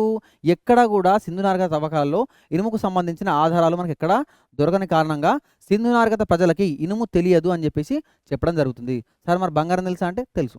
వెండి తెలుసా అంటే తెలుసు. రాగి తెలుసా అంటే తెలుసు. మరి 2 లోహాలను కలిపి ఒక మిశ్రమ లోహాన్ని తయారు చేయడం అలాయ్ మెటల్ తయారు చేయడం తెలుసా అంటే తెలుసు. ఎగ్జాంపుల్ ఏంది? బ్రాంజ్. ఏంది? బ్రాంజ్. రాగి తెలుసు, వెండి తెలుసు, కంచు కూడా తెలుసు. సో వీటితో పాటుగా ఇనుము మాత్రం అసలే తెలవది. ఓకేనా? ఇనుము మాత్రం అసలే తెలవది. రాగి తెలుసు, కంచు తెలుసు, బంగారము అండ్ వెండి కూడా తెలుసు. సో సింధు ప్రజలకు తెలియని లోహం ఏందని? ఇనుము. ఓకేనా? ఇంతకుముందు ఇది క్వశ్చన్ అడగడం జరిగింది ఎగ్జామ్‌లో, గ్రూప్స్‌లో. ఏంది? స్టేట్మెంట్ ఓరియెంటెడ్ క్వశ్చన్లు అడిగినప్పుడు ఆ స్టేట్మెంట్‌లో ఏమిచ్చిండు? సింధు ప్రజలకి బంగారం, వెండి మరియు ఇనుముకు సంబంధించినటువంటి లోహ పరిజ్ఞానం ఉంది. సో ఇనుము అంటే మనం కామన్ అందరూ తెలుసు అనుకుంటాం. కానీ కాదు. ఇనుముకు సంబంధించిన పరిజ్ఞానం వాళ్ళకి లేదు. ఇనుము వాళ్ళకి తెలవది. ఇనుము వస్తువులు వాళ్ళు వాడలేదు కాబట్టి మనకి ఎక్కడ దొరకలేదు. ఓకేనా? సో ఇవన్నీ టూల్స్ అండి. ఇవన్నీ టూల్స్. దేనికి సంబంధించిన టూల్సు? ఇవి కాపర్ టూల్స్ అండ్ ఇవి బ్రాంజ్ టూల్స్. అంటే కంచుకు సంబంధించిన వస్తువులు, రాయికి సంబంధించిన వస్తువులు. ఇదేంది? ఒక కట్టెకి షార్ప్‌గా ఉన్న రాయిని మంచిగా చెక్కి షార్ప్ ఉన్న రాయిని ఒక కట్టెకి కట్టి దాన్ని బల్లెంలాగా వాడేది. రాతి పనిముట్టు కూడా మనకు దొరకడం జరిగింది. సో ఇవన్నీ వాళ్ళ టూల్స్ అండి. ఓకేనా? రాతి పనిముట్లు. ఓకేనా? రాతి పనిముట్లు ఇవి మన కాపర్ టూల్స్. ఓకేనా? Copper tools, bronze tools. ఇవన్నీ వాళ్ళకి సంబంధించినటువంటి పనిముట్లు. సో ఇది చూడండి. కాపర్ ప్లేట్, రాగి పాత్ర, రాగి ప్లేట్, కాపర్ ప్లేట్. అదొచ్చేసి బ్రాంజ్. బ్రాంజ్ అంటే కంచుకు సంబంధించినటువంటి ఒక కుండ లాంటిది. సో ఇది వచ్చేసి బ్రాంజ్‌కి సంబంధించిన చెంబు. ఓకేనా? కంచుకు సంబంధించినటువంటి చెంబు లాంటిది. ఓకేనా? అంటే రాగి ప్లేట్స్ వాడేది, కంచు చెంబులు వాడేదని కాదు. రాగిని వాడిండ్రు, కంచును కూడా మిగతా పనిముట్లకు వాడడం జరిగింది. సో నెక్స్ట్ ఏంటి? Gold and silver. Gold and silver దేనికి వాడింది సార్ అంటే గోల్డ్ అండ్ సిల్వర్ ఆర్నమెంట్స్ లాగా, ఆభరణాల్లాగా, అంటే చేతికి కడియాల్లాగా, కమ్మల్లాగా, పాపిట బిళ్ళల్లాగా, వడ్డానంలాగా. సో ఇలాంటి ఆర్నమెంట్స్‌లో మనకు వీళ్ళు వెండిని, బంగారాన్ని ఉపయోగించడం జరిగింది. వెండి, బంగారంతో పాటుగా precious stones and semi precious stones అంటే విలువైన రాళ్ళు, తక్కువ విలువైన రాళ్ళు కూడా వాడడం జరిగింది. ప్రీషియస్ స్టోన్స్ అంటే ఏంది? వజ్రాలు లాంటివి వాడడం జరిగింది. వజ్రాలు, వైడూర్యాలు, కెంపులు, పుష్యరాగాలు, గోమేధికాలు ఇలాంటి రాళ్ళు వాడడం జరిగింది. ఇవి మాత్రమే కాకుండా బయట దేశాల నుంచి వీళ్ళు లాప్సీ లజూలి అనేటువంటి రంగు రాళ్ళు కూడా తెప్పించుకోవడం జరిగింది. కార్నేలియస్ అనబడే ఎర్రని రాయిని కూడా వీళ్ళు వాడడం జరిగింది. మీకు అవి చూపిస్తాను తర్వాత. ఓకేనా? కార్నేలియస్ ఎర్రగా ఉంటుంది, లాప్సీ లజూలి బ్లూ కలర్‌లో ఉంటుంది. ఓకేనా? మరి వీటితో పాటుగా మిగతా విలువైన రాళ్ళు కూడా వీళ్ళు వాడడం జరిగింది. సరే ఇవి ప్రీషియస్ స్టోన్స్ కదా. మరి సెమీ ప్రీషియస్ స్టోన్స్ అంటే ఏంది? సెమీ ప్రీషియస్ స్టోన్స్ అంటే ఏందంటే పూసలు. ఏంది? పూసలు లాంటివి కూడా వీళ్ళు వాడడం జరిగింది. పూసలు, గవ్వలు కూడా వాడడం జరిగింది. సో ఇవి చూడండి. ఇవి బంగారు ఆభరణాలు. ఈ పట్టీలు, ఈ ఆర్నమెంట్స్ ఏవైతే ఉన్నాయో ఇవి బంగారు ఆభరణాలు. కింది వచ్చేసి సెమీ ప్రీషియస్‌కి సంబంధించిన మెటీరియల్. అంటే ఇవన్నీ వాళ్ళ ఆభరణాలు. ఇవన్నీ వాళ్ళు వాడే ఆభరణాలు. సముద్రపు గవ్వలు, చిప్పలు, శంఖాలు, వాటితో చేసిన ఆర్నమెంట్స్, వాటితో పాటుగా బంగారాన్ని కూడా వాడడం జరిగింది. సో ఇవన్నీ వాళ్ళ కళలండి. అంటే ఇక్కడ చూడండి బ్రాంజ్‌తో చేసినటువంటి విగ్రహం మనకు మొహంజాలో దొరికింది. తర్వాత మనం దీని గురించి డీప్‌గా చెప్పుకుంటాం. కంచుతో చేసినటువంటి నాట్యగత్తె విగ్రహం అంటారు. Dancing girl, bronze dancing girl. ఎలా ఉందండి పోజు? ఈ పోజులో ఉన్నటువంటి ఈ విగ్రహం ద్వారా మనకి ఏం తెలిసిందంటే వీళ్ళు వేసుకున్న ఆభరణాలు. ఇప్పుడు ఈ అమ్మాయికి లెఫ్ట్ హ్యాండ్‌లో మొత్తం గాజులేసి ఉంటాయండి. లెఫ్ట్ హ్యాండ్‌లో గాజులేసి ఉంటాయి. పాపిట బిళ్ళ కూడా పెట్టుంటుంది. దాంతో పాటుగా మెడలో హారం, నెక్లెస్ కూడా ఏసి ఉంటుంది. తర్వాత మీకు మొహంజారో గురించి చెప్పినప్పుడు ఈ విగ్రహాన్ని మీకు క్లియర్‌గా చూపిస్తాను. ఓకేనా? దీంతో పాటుగా మెత్తటి రాయితో చేసినటువంటి పూజారి రాజు విగ్రహం, ప్రీస్ట్ కింగ్ స్టాచ్యూ మనకు దొరకడం జరిగింది. దాంతో పాటుగా అది కూడా మనకు మొహంజారోలో దొరికింది. దాంతో పాటుగా ఏంది? ఒక బ్రాంజ్ స్కల్ప్చర్. దేనికి సంబంధించింది? ఒక రథం లాంటిది తోలుతున్నట్టుగా, ఒక ఎడ్ల బండి లాంటి దాన్ని ఒక రథం లాంటిది తోలుతున్నట్టుగా ఒక బ్రాంజ్ స్కల్ప్చర్ కూడా మనకి ఇక్కడ దొరకడం జరిగింది. దీంతో పాటుగా మనకేంది? ముద్రికలు, సీల్స్ కూడా దొరకడం. ఇవన్నీ వాళ్ళ కళలకు సంబంధించినండి. వాళ్ళ కళలు, వాళ్ళ ఆర్ట్ ఫామ్స్. సో ఇక్కడ చూడండి. ఇది మట్టి విగ్రహం. అంటే ఇంతకుముందు రాయితో చేసిన విగ్రహాలు మనకు దొరికాయి. కంచుతో చేసిన విగ్రహాలు కూడా మనకు దొరికాయి. దాంతో పాటుగా టెర్రకోటా విగ్రహం, మట్టితో చేసినటువంటి టెర్రకోటా విగ్రహాలు కూడా మనకు దొరికాయి. ఇది వచ్చేసి అమ్మతల్లి విగ్రహం అండి. అమ్మతల్లి విగ్రహం. ఇంకా ఈ అమ్మతల్లి విగ్రహం గురించి, ఆ ప్రీస్ట్ కింగ్ విగ్రహం గురించి, మొహంజాలో దొరికినటువంటి ఆ నాట్యగత్తె విగ్రహం గురించి చాలా డీప్ ఇన్ఫర్మేషన్ ఉందండి. తర్వాత మనం తెలుసుకుంటాం. సో వీళ్ళ సీల్స్‌లో ఎక్కువగా అనిపించింది ఏది అనంటే ఎక్కువ కనిపించినటువంటి సీల్స్ ఏవి అంటే ఎద్దుకు సంబంధించిన మూపురం ఉన్న ఎద్దుకు సంబంధించిన సీల్స్ ఎక్కువ దొరికినాయి. మనకు రేర్‌గా కనిపించింది చాలా యూనిక్‌గా కనిపించింది ఏందంటే ఈ యూనికార్న్. ఏంది? యూనికార్న్ అంటే ఒంటి కొమ్ముతో ఉన్నటువంటి విగ్రహం. ఒంటి కొమ్ము విగ్రహం మనకు ఆ సీల్స్ పైన కనిపించడం జరిగింది. ఇక్కడ చూడండి ఇన్ని సీల్స్ కనిపించినప్పటికీ సీల్స్‌లలో మంచి నీట్‌గా చెక్కబడిన సీల్ ఏదైనా ఉంది అనంటే నీట్‌గా ఉన్న సీల్ మంచిగా ఉంది ఏదైనా ఉంది అనంటే మూపురంతో ఉన్న ఎద్దు ముద్రిక మాత్రమే. ఏంది? మూపురంతో ఉన్న ఎద్దు ముద్రిక మాత్రమే. The largest number of seals depict unicorns అంటే ఎక్కువ ముద్రికలు మనకు యూనికార్న్స్ దొరికినాయి ఎద్దుతో పాటుగా. And but the best art work is of a humped bull. అంటే ద బెస్ట్ ఆర్ట్ వర్క్ ఏంది అన్ని సీల్స్‌లలో హంప్డ్ బుల్ మూపురం ఉన్న ఎద్దుదే మంచి ఆర్ట్ వర్క్ అనేది ఉండడం జరిగింది. యూనికార్న్‌ని కూడా వీళ్ళు పవిత్రమైన జంతువుగా భావించేవాళ్ళు. ఒంటి కొమ్ము జంతువుని పవిత్రమైన జంతువుగా భావించేవాళ్ళు. ఎందుకు? ఈ ఒంటి కొమ్ము సీల్ అండ్ హంప్డ్ బుల్ ఈ మూపురం ఉన్న ఎద్దు సీల్ ఈ 2 మాత్రమే మనకు ఎక్కువ దొరకడం జరిగింది. సో దాని ఇంపార్టెన్స్ ఏంది? మూపురం ఉన్న ఎద్దుది వ్యవసాయంలో ఇంపార్టెన్స్. దీని ఇంపార్టెన్స్ ఏందంటే ఆరాధ్యమైన సీల్ ఏది? వీళ్ళు పూజించదగ్గ సీల్ ఏది అనంటే యూనికార్న్. ఓకేనా? యూనికార్న్. నెక్స్ట్ ఏందండి? వస్త్ర పరిశ్రమ అంటే టెక్స్టైల్స్.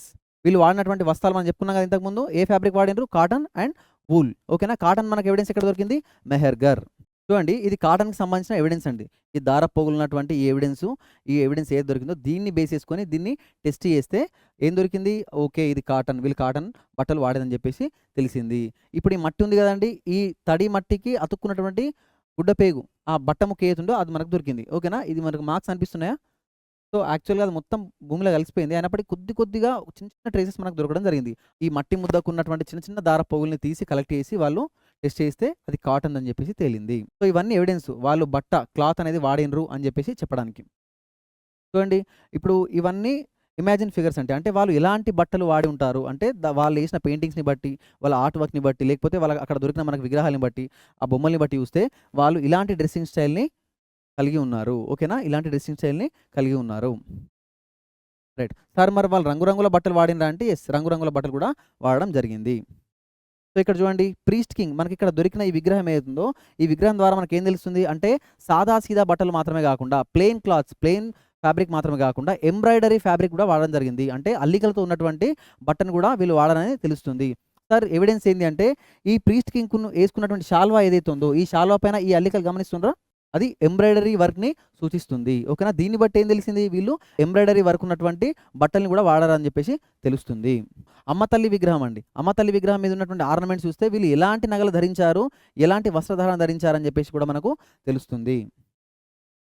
ఇదేనండి స్పిండిల్ వూల్ అంటారు. ఏంది? స్పిండిల్ వూల్ అంటే ఈ దారపు పోగు చుట్టేది. పత్తి నుంచి దారపు తీసి ఆ దారంని చుట్టేదాన్ని ఏమంటారు? స్పిండిల్ వూల్ అంటారు. ఇది కూడా మనకు దొరకడం జరిగింది. So, centres of crafts production అంటే ఈ కళలకు సంబంధించిన ముఖ్యమైన కేంద్రాలు ఎక్కడుండేవి అంటే ఎక్కడైతే ఆ వస్తువుకు సంబంధించిన రా మెటీరియల్ దొరుకుతుందో అక్కడనే వీళ్ళ కేంద్రాలు ఉండడం జరుగుతుంది. అంటే ఫర్ ఎగ్జాంపుల్ పూసల పరిశ్రమ ఆ పూసలు దొరికేటువంటి ఏరియాలో ఉండడం జరిగేది. స్ట్రీటైట్‌తో చేసినటువంటి రాతికి సంబంధించినటువంటి ఏమైనా సీల్స్ ఏస్తే ఆ స్ట్రీటైట్ రాయి దొరికే దగ్గరనే వీళ్ళు చిన్న వర్క్‌షాప్‌ని పెట్టుకొని అక్కడనే చేసేది. సో, మరి ఈ తయారైనటువంటి వస్తువులు ఎక్కడ ఎక్కువగా సప్లై అయ్యేదంటే మొహెంజోదారో అండ్ హరప్పా. మొహెంజోదారో అండ్ హరప్పా అనే ఈ 2 నగరాలకి ఎక్కువగా ఈ తయారైన వస్తువులన్నిటిని సప్లై చేయడం జరిగింది. వస్తువుల్ని తయారు చేసేటటువంటి ఈ కళాత్మకమైన వస్తువుల్ని తయారు చేసేటటువంటి కొన్ని కేంద్రాలని, కొన్ని సెంటర్స్‌ని మనం చూసుకుందాం. ఫస్ట్ వచ్చేసి చాన్హుదారో. ఏందండి? చాన్హుదారో. ఈ చాన్హుదారోలో మనకు ఎక్కువగా ఏ వస్తువులు బాగా స్పెషల్ అనంటే బీడ్ మేకింగ్, పూసల పరిశ్రమ, షెల్ కటింగ్ అంటే ఈ శంకులు ఉంటాయి కదా! ఆ శంఖాల్ని కట్ చేసి గాజులాగా తయారేయడం, డిజైనరీ వస్తువులాగా తయారేయడం, లేకపోతే వాటిని ఏదైనా ఆర్నమెంట్స్ లాగా తయారేయడం అట్లా జరిగేది. దాంతో పాటు ఏంది మెటల్ వర్కింగ్ అంటే లోహాలకు సంబంధించిన వస్తువులు కూడా అక్కడ తయారు చేసేది. స్టీల్ మేకింగ్ అంటే ముద్రికలను కూడా అక్కడ తయారు చేసేవాళ్ళు. అండ్ వెయిట్ మేకింగ్ అంటే ఈ బరువులు కొలవడానికి తూకప్రాలు ఉంటాయి కదా! అవి కూడా ఈ చాన్హుదారోలో తయారు చేయడం జరిగింది. చాన్హుదారో పాటుగా ఇంకో ప్రాంతం ఏందండి? నాగేశ్వర్ అండ్ బాలాకోట్. నాగేశ్వర్ అండ్ బాలాకోట్ ఎక్కడుంది? అరేబియన్ సముద్రానికి దగ్గరగా ఉంది. ఇక్కడ ఈ నాగేశ్వర్, బాలాకోట్ దేనికి ఏ వస్తువు తయారీకి ఎక్కువ ఫేమస్ అనంటే షెల్. ఏందండి? Shell industries. ఏంది? Shell industries. ఏం షెల్స్ సార్ ఇవనంటే ఆల్చిప్పలు. ఆల్చిప్పలు అంటాం కదా! మనకు ముత్యాలు ఉంటాయి కదా! ముత్యాలు తీస్తే ఆల్చిప్పలు ఉంటాయి కదా! ఆ ఆల్చిప్పలకి ఇక్కడ ఫేమస్. ఆ ఆల్చిప్పలతోని కొన్ని వస్తువులు తయారు చేసేది. ఏం వస్తువులు తయారు చేసేది? ఆ ఆల్చిప్పలు మరియు శంఖాలు. ఈ శంఖాలతోని, ఆల్చిప్పలతోని వస్తువులు తయారు చేసేది. ఆల్చిప్పలతో ఏం తయారు చేసేసారంటే ఆర్నమెంట్స్ తయారు చేసేది. ఎక్కువగా మనకు గరిటెలు. ఏంది గరిటెలు లాంటి వస్తువుల్ని తయారు చేసేది. దాంతో పాటుగా ఈ శంఖాలతో ఏం తయారు చేసేది అంటే ఆ శంఖాలని కట్ చేసి రౌండ్‌గా కట్ చేసి గాజులు తయారు చేసేది. మీకు ఆ ఫోటోస్ తర్వాత చూపిస్తా. నెక్స్ట్ ఏందండి లోతాల్. ఆ తర్వాత కాళీబంగన్. సో లోతాల్‌లో చూసుకున్నట్టయితే మనకు స్టోన్ ఆబ్జెక్ట్స్ రాతి పనిముట్లు ఎక్కువగా తయారు చేసినట్టు ఆధారాలు దొరికాయి. అండ్ మెటల్ షెల్ ఆబ్జెక్ట్స్ కూడా తయారు చేశారు. షెల్ ఆబ్జెక్ట్స్ ఎందుకు తయారు చేశారు అనంటే ఇప్పుడు లోతాల్ ఉన్నది ఎక్కడ గుజరాత్‌లో సముద్ర తీర ప్రాంతంలో. సో సముద్ర తీర ప్రాంతంలో ఉన్నప్పుడు ఆబ్వియస్‌గా అక్కడ ఈ శంఖాలు, ఆల్చిప్పలు దొరికే అవకాశం ఎక్కువ ఉంది. సో అక్కడ వాటితో వస్తువులు తయారు చేసేది. ఇక్కడ కూడా చూడండి నాగేశ్వర్ బాలాకోట్ కూడా ఎక్కడ ఉంది అరేబియా సముద్ర తీరంలో ఉంది. సో అక్కడ ఆబ్వియస్‌గా ఏం తయారు చేస్తారు ఆ శంఖాలకు సంబంధించి ఆల్చిప్పలకు సంబంధించిన వస్తువులే తయారు చేస్తారు. సో నెక్స్ట్ ఏంది కాళీబంగన్. రాజస్థాన్‌లో ఉన్నటువంటి ఈ కాళీబంగన్ అనేది ముఖ్యంగా దేనికి ప్రసిద్ధి అంటే గాజులకి. ఏంది గాజులకి. కాళీబంగన్ నల్లని గాజులకి ఎక్కువ ప్రసిద్ధి. కాళీబంగన్ అంటేనే నల్లని గాజులని అర్థం. కాళీ అంటే నలుపు, బంగన్ అంటే బ్యాంగిల్స్. ఓకేనా? గాజులు నల్లని గాజులు. సో నెక్స్ట్ ప్రాంతం వచ్చేసి సుక్కూర్ అండ్ రోహ్రీ హిల్స్. పాకిస్తాన్‌లో ఉన్నటువంటి సుక్కూర్ అండ్ రోహ్రీ హిల్స్ అనే ప్రాంతం. అంటే సుక్కూర్ మరియు రోహ్రీ కొండల ప్రాంతం. సార్ ఆ కొండ ప్రాంతాలలో ఏం చేశారంటే అక్కడ నుంచి వచ్చినటువంటి లైమ్ స్టోన్ అండ్ చెట్టు బ్లేడ్స్. లైమ్ స్టోన్ అంటే మీకు ఇంతకుముందు చెప్పిన కదా టౌన్ ప్లానింగ్‌లో భాగంగా మనం ఏం చెప్పుకున్నాము అండర్ గ్రౌండ్ డ్రైనేజ్ సిస్టమ్. ఈ డ్రైనేజ్ సిస్టమ్ అండర్ గ్రౌండ్ ఉన్నప్పుడు లేదా ఆ ఓపెన్ డ్రైనేజ్ సిస్టమ్ పైన మనకు ఏమేసేదని చెప్పిన ఒక స్లాబ్స్ లాంటివి వేసి అని చెప్పిన కదా రాతి పలకలు వేసి అని చెప్పిన కదా రాళ్ళు పెట్టేది కదా ఆ రాళ్ళు ఏంటంటే లైమ్ స్టోన్ రాళ్ళు. సార్ అంతటా రాళ్ళే పెట్టినంటే మెజారిటీగా మనకు కాల్చిన ఇటుకలే వాడేది. ఆ కాల్చిన ఇటుకలతో పాటుగా దాన్ని పైన క్లోజ్ చేయడానికి ఇప్పుడు ఈ సైజులో నాలా ఉందనుకోండి. ఆ మోరి ఈ సైజులో ఉందనుకోండి. దానిపైన ఎంత పెద్ద ఇటుక పెట్టరాదు కదా! మరి అప్పుడు ఏం చేసేది ఈ లైమ్ స్టోన్ ఈ సున్నపు రాయిని అంతా ఆ సైజులో కట్ చేసి ఆ సున్నపు రాయిని దానిపైన పెడుతూ అట్లా క్లోజ్ చేస్తూ వెళ్ళేది. ఓకేనా? మరి ఆ సున్నపు రాయి ఎక్కడి నుంచి ఎక్కువ తీసుకున్నారంటే సుక్కూర్ అండ్ రోహ్రీ హిల్స్. ఓకేనా? చెర్ట్ బ్లేడ్స్ తయారు చేసేది. చెర్ట్ అనే స్టోన్‌తోని షార్ప్ ఎడ్జెస్ ఉన్న బ్లేడ్స్‌ని, కత్తుల్ని తయారు చేసేది. ఎక్కడ? సుక్కూర్ అండ్ రోహ్రీ హిల్స్ దగ్గర. సార్ మరి ఇవి క్రాఫ్ట్ సెంటర్స్ అని మనకు ఎట్లా తెలిసింది?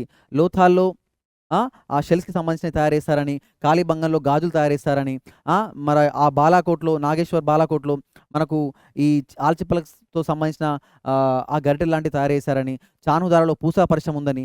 ఎవిడెన్స్ ఏంది సార్ అంటే ఎప్పుడైనా అక్కడ తయారీ పరిశ్రమ ఉంది అని దేన్ని బట్టి తెలుస్తుందంటే అక్కడ ఆ వస్తువుకు సంబంధించినటువంటి ఆ వస్తువు తయారు చేయడానికి కావాల్సినటువంటి టూల్స్ దొరికితే దాంతో పాటుగా టూల్స్‌తో పాటుగా రా మెటీరియల్. సో ఆ వస్తువు తయారు చేయడానికి ఏదైతే రా మెటీరియల్ కావాలో అది కూడా దొరకాలి. ఆ రా మెటీరియల్ నుంచి వస్తువు తయారు చేయడానికి కావాల్సిన టూల్స్ దొరకాలి. ఈ రెండిటితో పాటుగా వస్తువు తయారు చేసిన తర్వాత ఏదైతే వస్తువులు ఉంటాయో ఆ వస్తువులు దొరకాలి. ఈ తయారు చేసే ప్రాసెస్‌లో వేస్టేజ్ వెళ్ళిపోతుంది కదా! ఆ వేస్టేజ్ కూడా మనకు అక్కడ దొరకాలి. సో ఈ టూల్సు లాస్ట్ ఎండ్‌గా తయారైన ప్రొడక్టు, రా మెటీరియల్ దాంతో పాటుగా వేస్టేజ్. ఎప్పుడైతే ఈ వేస్టేజ్ ఇవన్నీ దొరుకుతాయో ఒక దగ్గర దొరికితే దాన్ని ఏమంటారు? అది మేకింగ్ యూనిట్. అంటే అక్కడ ఆ తయారీ కేంద్రం ఉంది అని చెప్పేసి మనకు తెలుస్తుంది. సో ఈ ఎవిడెన్స్‌ని బేస్ చేసుకొని పలానా ప్రాంతంలో, పలానా సుక్కూర్‌లో ఇది తయారు చేశారు. పలానా చానుదారలో ఈ వస్తువులు తయారు చేశారని చెప్పేసి మనకు హిస్టోరియన్స్ చెప్పడం జరిగింది. సో చూడండి వాళ్ళ రా మెటీరియల్ అంటే ఏ రా మెటీరియల్ ఎక్కడెక్కడ నుంచి తెప్పించుకునేది అని చెప్పేసి చూద్దాం. కాపర్‌ని ఎక్కడ నుండండి? ఖేత్రి రీజియన్. ఖేత్రి గనులు. రాజస్థాన్‌లో ఉన్నటువంటి ఖేత్రి గనుల నుంచి వాళ్ళు రాగిని తెచ్చుకునేది. నెక్స్ట్ ఏంటంటే కార్నెలియన్ అంటే ఎర్రటి రాయి. ఇప్పుడు ఇక్కడ చూసిండ్రా? దీన్ని కార్నెలియన్ అంటారు. ఏమంటారు? కార్నెలియన్. ఓకేనా? ఎర్రటి రంగు రాయి. నెక్స్ట్ ఏందండి? లాప్సీ లజూలి. ఈ అన్ని స్టోన్స్‌లలో ప్రీషియస్ స్టోన్ ఏది అనంటే లాప్సీ లజూలి. చాలా దూరం నుంచి తెప్పించుకునేది దీన్ని. లాప్సీ లజూలి. ఓకేనా? నెక్స్ట్ ఏంది? గోల్డ్. లాప్సీ లజూలి ఎక్కడి నుంచి వచ్చేది సార్ అనంటే షోటుగై. ఎక్కడ నుండి? షోటుగై. ఆఫ్ఘనిస్తాన్ నుంచి లాప్సీ లజూలి వచ్చేది. భరూచ్ లేదా బ్రోచ్. గుజరాత్ నుంచి ఏమొచ్చేది మనకు? కార్నెలియస్. ఈ ఎర్రటి రంగు రాయి మనకు గుజరాత్‌లో దొరికేది. ఓకేనా? నెక్స్ట్ ఏంది? గోల్డ్. కర్ణాటక మరియు ఆఫ్ఘనిస్తాన్. కర్ణాటకలో ఉన్నటువంటి కోలార్ గనుల నుంచి మనకి ఏం తెచ్చుకునేది వీళ్ళు సౌత్ ఇండియా నుంచి? ఏంది? బంగారాన్ని తెచ్చుకునేది. సో మరి దక్షిణ భారతదేశంలో ఉన్న ఈ కర్ణాటక కోలార్ మైన్స్ నుంచి బంగారం అక్కడి నుంచే కాకుండా ఆఫ్ఘనిస్తాన్‌తో కూడా తెచ్చుకునేది. సో ఇది మనకు చాలా ఇంపార్టెంట్ అండి. ఎందుకంటే మనం అందరం ఎంతసేపు ట్రేడ్ చేసినాం అంటే బయట దేశాలు, అరబ్ కంట్రీస్ అవే అనుకుంటాం గానీ వీళ్ళు దక్షిణ భారతదేశంలో ఉన్నటువంటి కర్ణాటకలో ఆ కోలార్ మైన్స్ నుంచి కూడా మనం బంగారం తీసుకున్నారు. అక్కడి నుంచి కూడా ట్రేడ్ చేసిండ్రని చెప్పేసి మనకు దీని ద్వారా తెలుస్తుంది. నెక్స్ట్ ఏంది? టిన్ అంటే ఏందండి? తగరం. తగరం దేనికి తెప్పించుకునేది? రాగితో ఈ తగరాన్ని కలిపి కంచుని తయారు చేసేది. ఇక్కడ మీరు గమనించాలా? ఎంతసేపు మనము రాగి ప్లస్ తగరం కలిస్తే బ్రాంజ్ తయారైతుందని చెప్తున్నాను గానీ, మరి ఏది ఏ నిష్పత్తిలో ఉంది? అంటే ఒకవేళ క్వెషను రాగి, తగరం ఇప్పుడు కంచు ఎలా తయారవుతుందంటే రాగి ప్లస్ తగరం కలిస్తే కంచు తయారవుతుంది. ఇది మనకు క్లియర్‌గా తెలుసు. Copper plus tin. బట్ ఏది ఎక్కువ రేషియోలో ఉందంటే ఏం చెప్తాం? ఏం చెప్పలేం. సో కాపర్ అనేది ఎక్కువ రేషియోలో ఉంటుంది. తగరం అనేది తక్కువ రేషియోలో ఉంటుంది. అంటే ఒక కేజీ బ్రాంజ్ ఒక బౌల్ తయారు చేయాలంటే, అంటే ఒక కేజీ బరువు ఉన్నటువంటి ఒక కంచు పాత్ర తయారు చేయాలంటే అందులో ఉన్న రాగి శాతం ఎంత అంటే ఎక్కువగా రాగి శాతం ఉండేది, తక్కువగా టిన్ ఈ తగరం శాతం ఉండేది. ఎందుకు సార్ తక్కువ వాడేదంటే మరి ఎక్కడి నుంచో దూరం నుంచి తెప్పించుకోవాలి కదా, ఇరాన్ నుంచి ఆఫ్ఘనిస్తాన్ నుంచి తెప్పించుకోవాలా, మరి అలాంటి దాన్ని ఎట్లా పడితే అట్లా వాడితే కుదరదు కదా, సో చూసుకొని వాడాల్సి వస్తుంది. ఓకేనా. సిల్వర్ ఎక్కడి నుంచి తెప్పించుకునేది, ఆఫ్ఘనిస్తాన్. ఎక్కడ నుండి, ఆఫ్ఘనిస్తాన్. ఇక్కడ మీరు కామన్ గమనించండి, gold, tin, silver, Afghanistan Afghanistan Afghanistan. అంటే ఆఫ్ఘనిస్తాన్ నుంచి మనం ట్రేడ్ ఎక్కువ చేసినాం, ముఖ్యంగా ఈ మెటల్కి సంబంధించి. ఓకేనా. నెక్స్ట్ ఏంది, precious stones and lead. Lead అంటే ఏంటండి, సీసం. ఓకేనా. లెడ్ అంటే ఏంది, సీసం. ఆ సీసము మరియు ప్రీషియస్ స్టోన్స్ ఎక్కడ తెచ్చుకునేది, సౌత్ ఇండియా. ఎక్కడ ఉండండి, సౌత్ ఇండియా. ఓకేనా. ఒకసారి చార్ట్ చూసుకోండి, ఇది చాలా ఇంపార్టెంట్.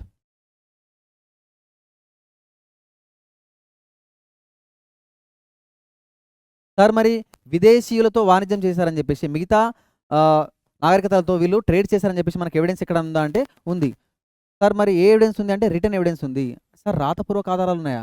అదేం సార్, సింధు నాగరికత వాళ్ళు రాసుకున్నప్పుడు అది మనకు అర్థం కాదు కదా సార్ అని అంటే, మనం రాసుకున్నది మనకు అర్థం కాలేదు, కానీ సుమేరియన్ నాగరికత ప్రజలు వాళ్ళు రాసుకున్నారు కదా, అది మనకు అర్థమైంది. వాళ్ళు ఏమని రాసుకుంటారు, సింధు నాగరికత ప్రజలతోని మేము ట్రేడ్ చేసినాం అని చెప్పేసి రాసుకున్నారు. ఇక్కడ చూడండి, వాళ్ళు రాసుకున్న దాంట్లో దిల్మన్ ఏమని రాసుకున్నారు, దిల్మన్ అని రాసుకున్నారు. దిల్మన్ అంటే ఏందమ్మా, ప్రజెంట్ మనం బహ్రెయిన్ అని పిలుచుకునేది ఏదైతే ఉందో ఆ బహ్రెయిన్ని వాళ్ళు ఆ కాలంలో దిల్మన్ అని చెప్పేసి పిలిచేది.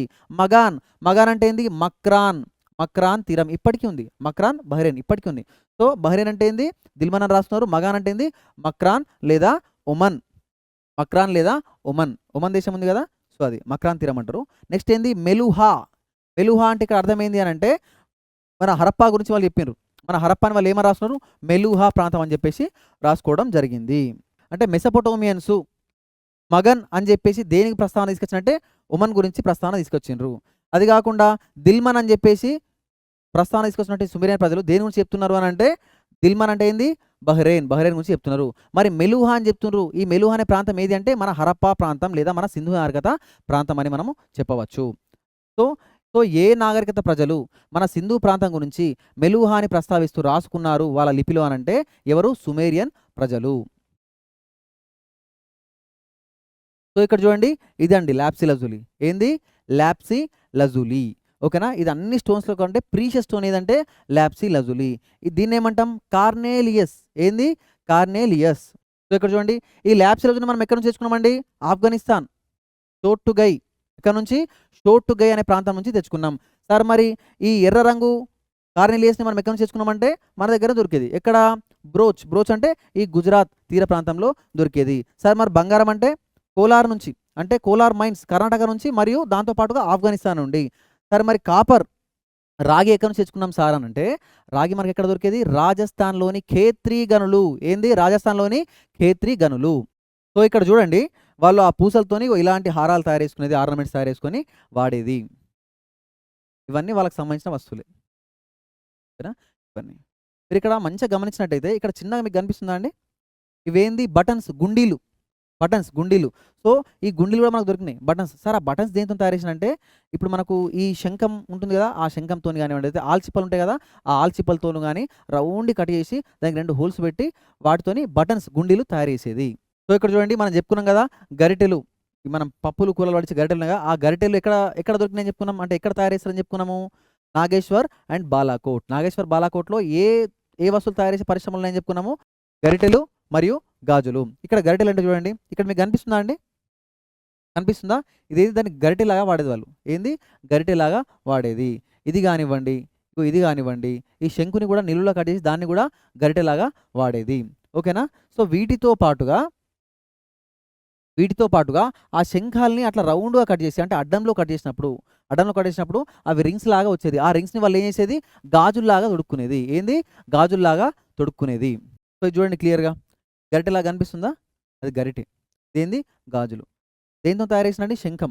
ఆ శంఖంని అడ్డంగా కట్ చేసి రౌండ్గా వచ్చేది, దాన్ని పాలిష్ చేసి వీళ్ళు గాజుల్లాగా వాడుకునేది. సో, ఇలాంటి గాజులే మనకి ఇప్పటికి కనిపిస్తాయండి. అంటే ఇలా శంఖంతో చేసినవి కావు. ఇలాంటి వైట్ గాజులు మనకి ఇప్పటికి కూడా ఆ రాజస్థాన్, గుజరాత్ లాంటి ఏరియాలలో కనిపిస్తాయి. సార్ రాజస్థాన్, గుజరాత్ ఎందుకంటే ఇలాంటి శంఖంతో ఉన్న గాజులు తయారు ఎక్కడ చేసేది? అసలు శంఖాలు, ఆల్చిప్పలు ఎక్కడ దొరుకుతాయండి? సముద్ర తీర ప్రాంతంలో. సో, ఇక్కడ సింధు నాగరికత ప్రాంతంలో సముద్ర తీరం ఉన్నటువంటి ప్రాంతం ఏది అంటే గుజరాత్. ఏందండి? గుజరాత్. ఆ గుజరాత్‌లోని లోథాల్ దగ్గర మరియు బ్రోచ్ తీరం దగ్గర అంటే ఈ భరూచ్ తీరం దగ్గర మనకు ఎక్కువగా ఇలాంటి వస్తువులు, ఆ వస్తువులు తయారు చేసే పరిశ్రమలు దొరికాయి. ఓకేనా? సో, ఇప్పటికి గూడా ఆ కల్చర్ ఇంకా కంటిన్యూ అవుతుంది. అంటే ఆ తీర ప్రాంతంలో ఆ గుజరాత్, రాజస్థాన్ లాంటి ఆ ఏరియాలలో ఇప్పటికి ఇలాంటి గాజులు దొరుకుతారు. చూడండి ఉదాహరణకి ఆ వైట్ కలర్ గాజులున్నాయి గదా! సో, ఇప్పుడు మారినాయి ఇవి ఆర్టిఫిషియల్. బట్ అప్పుడేంది అవి నేచురల్. ఓకేనా?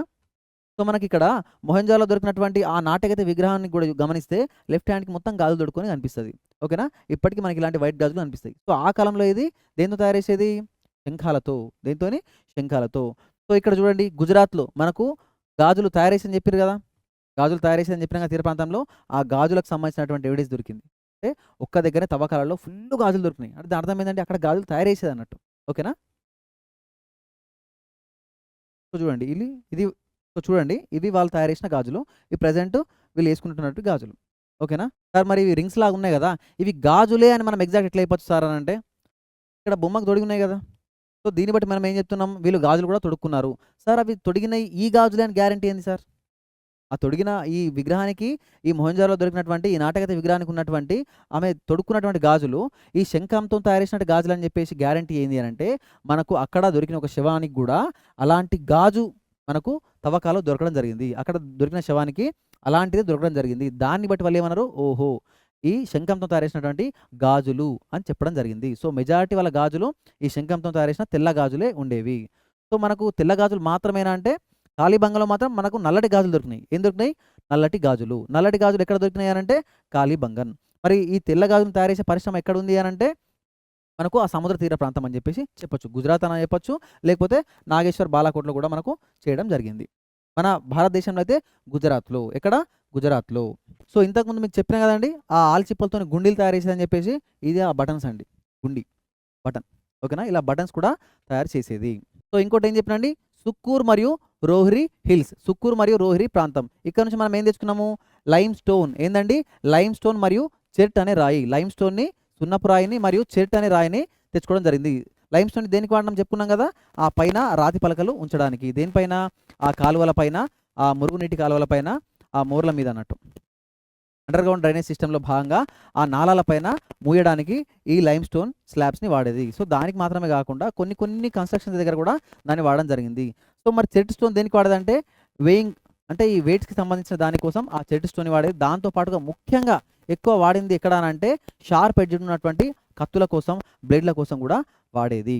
సో, ఇదేందండి సుక్కూర్ అండ్ రోహ్రీ హిల్స్. సుక్కూర్ మరియు రోహ్రీ హిల్స్ కొండ ప్రాంతాలు. ఇక్కడ నుంచి వీళ్ళు ఏం తెచ్చుకునేది? లైమ్ స్టోన్ తెచ్చుకునేది. లైమ్ స్టోన్ తెచ్చుకునేది. దాంతో పాటుగా చెర్ట్ అనే స్టోన్ గూడా తెచ్చుకునేది. ఓకేనా? మరి ఇప్పటికి ఇక్కడ గమనించినట్టయితే తెల్ల రంగులో ఉన్నటువంటి రాళ్ళుంటాయి. లైమ్ స్టోన్ సున్నపు రాళ్ళు. ఓకేనా? సో, ఇక్కడ చూడండి చెర్ట్ స్టోన్‌తో తయారు చేసినటువంటి షార్ప్ ఎడ్జ్ ఉన్నటువంటి బ్లేడ్స్‌ని వీళ్ళు తయారు చేసేది. ఒక బండరాయిని తీసుకొని షార్ప్‌గా దాన్ని చెక్కుకుంటూ పోయి ఇలా షార్ప్ ఎడ్జ్ ఉన్నటువంటి రాళ్ళని వీళ్ళు తయారు చేసేది. దీన్ని వీళ్ళు బ్లేడ్స్ లాగా వాడేది. బ్లేడ్స్ లాగా వాడేది. దీంతో పాటుగా ఈ చెర్ట్ స్టోన్‌ని వీళ్ళు కత్తుల్లాగా గూడా వాడేది. ఎలా? ఇగో ఇలా కత్తుల్లాగా గూడా వాడేది. సార్ మరి ఈ చెర్ట్ స్టోన్‌ని ఎక్కడి నుంచి తెచ్చుకున్నారంటే సుక్కూర్ మరియు రోహ్రీ హిల్స్ నుంచి తెచ్చుకునేది. ఓకేనా? సో, ఇక్కడ చూడండి సుక్కూర్ మరియు రోహ్రీ హిల్స్ నుంచి తెచ్చుకున్నటువంటి లైమ్ స్టోన్స్. ఏంది? Lime stones. ఇక్కడ చూడండి ఎట్లా వాడిండ్రు? ఆ నాలా పైన క్లోజ్ చేయడానికి వాడడం జరిగింది. నాలాని క్లోజ్ చేయడానికి వాడడం జరిగింది. దీంతో పాటుగా ఇక్కడేంది? ఇది మనకి దగ్గర నుంచి చూస్తే జూమ్ చేసి చూస్తే ఇలాంటి స్లాబ్స్, ఇలాంటి రాతి పలకల్ని తీసుకొచ్చి వాడడం జరిగింది. ఓకేనా?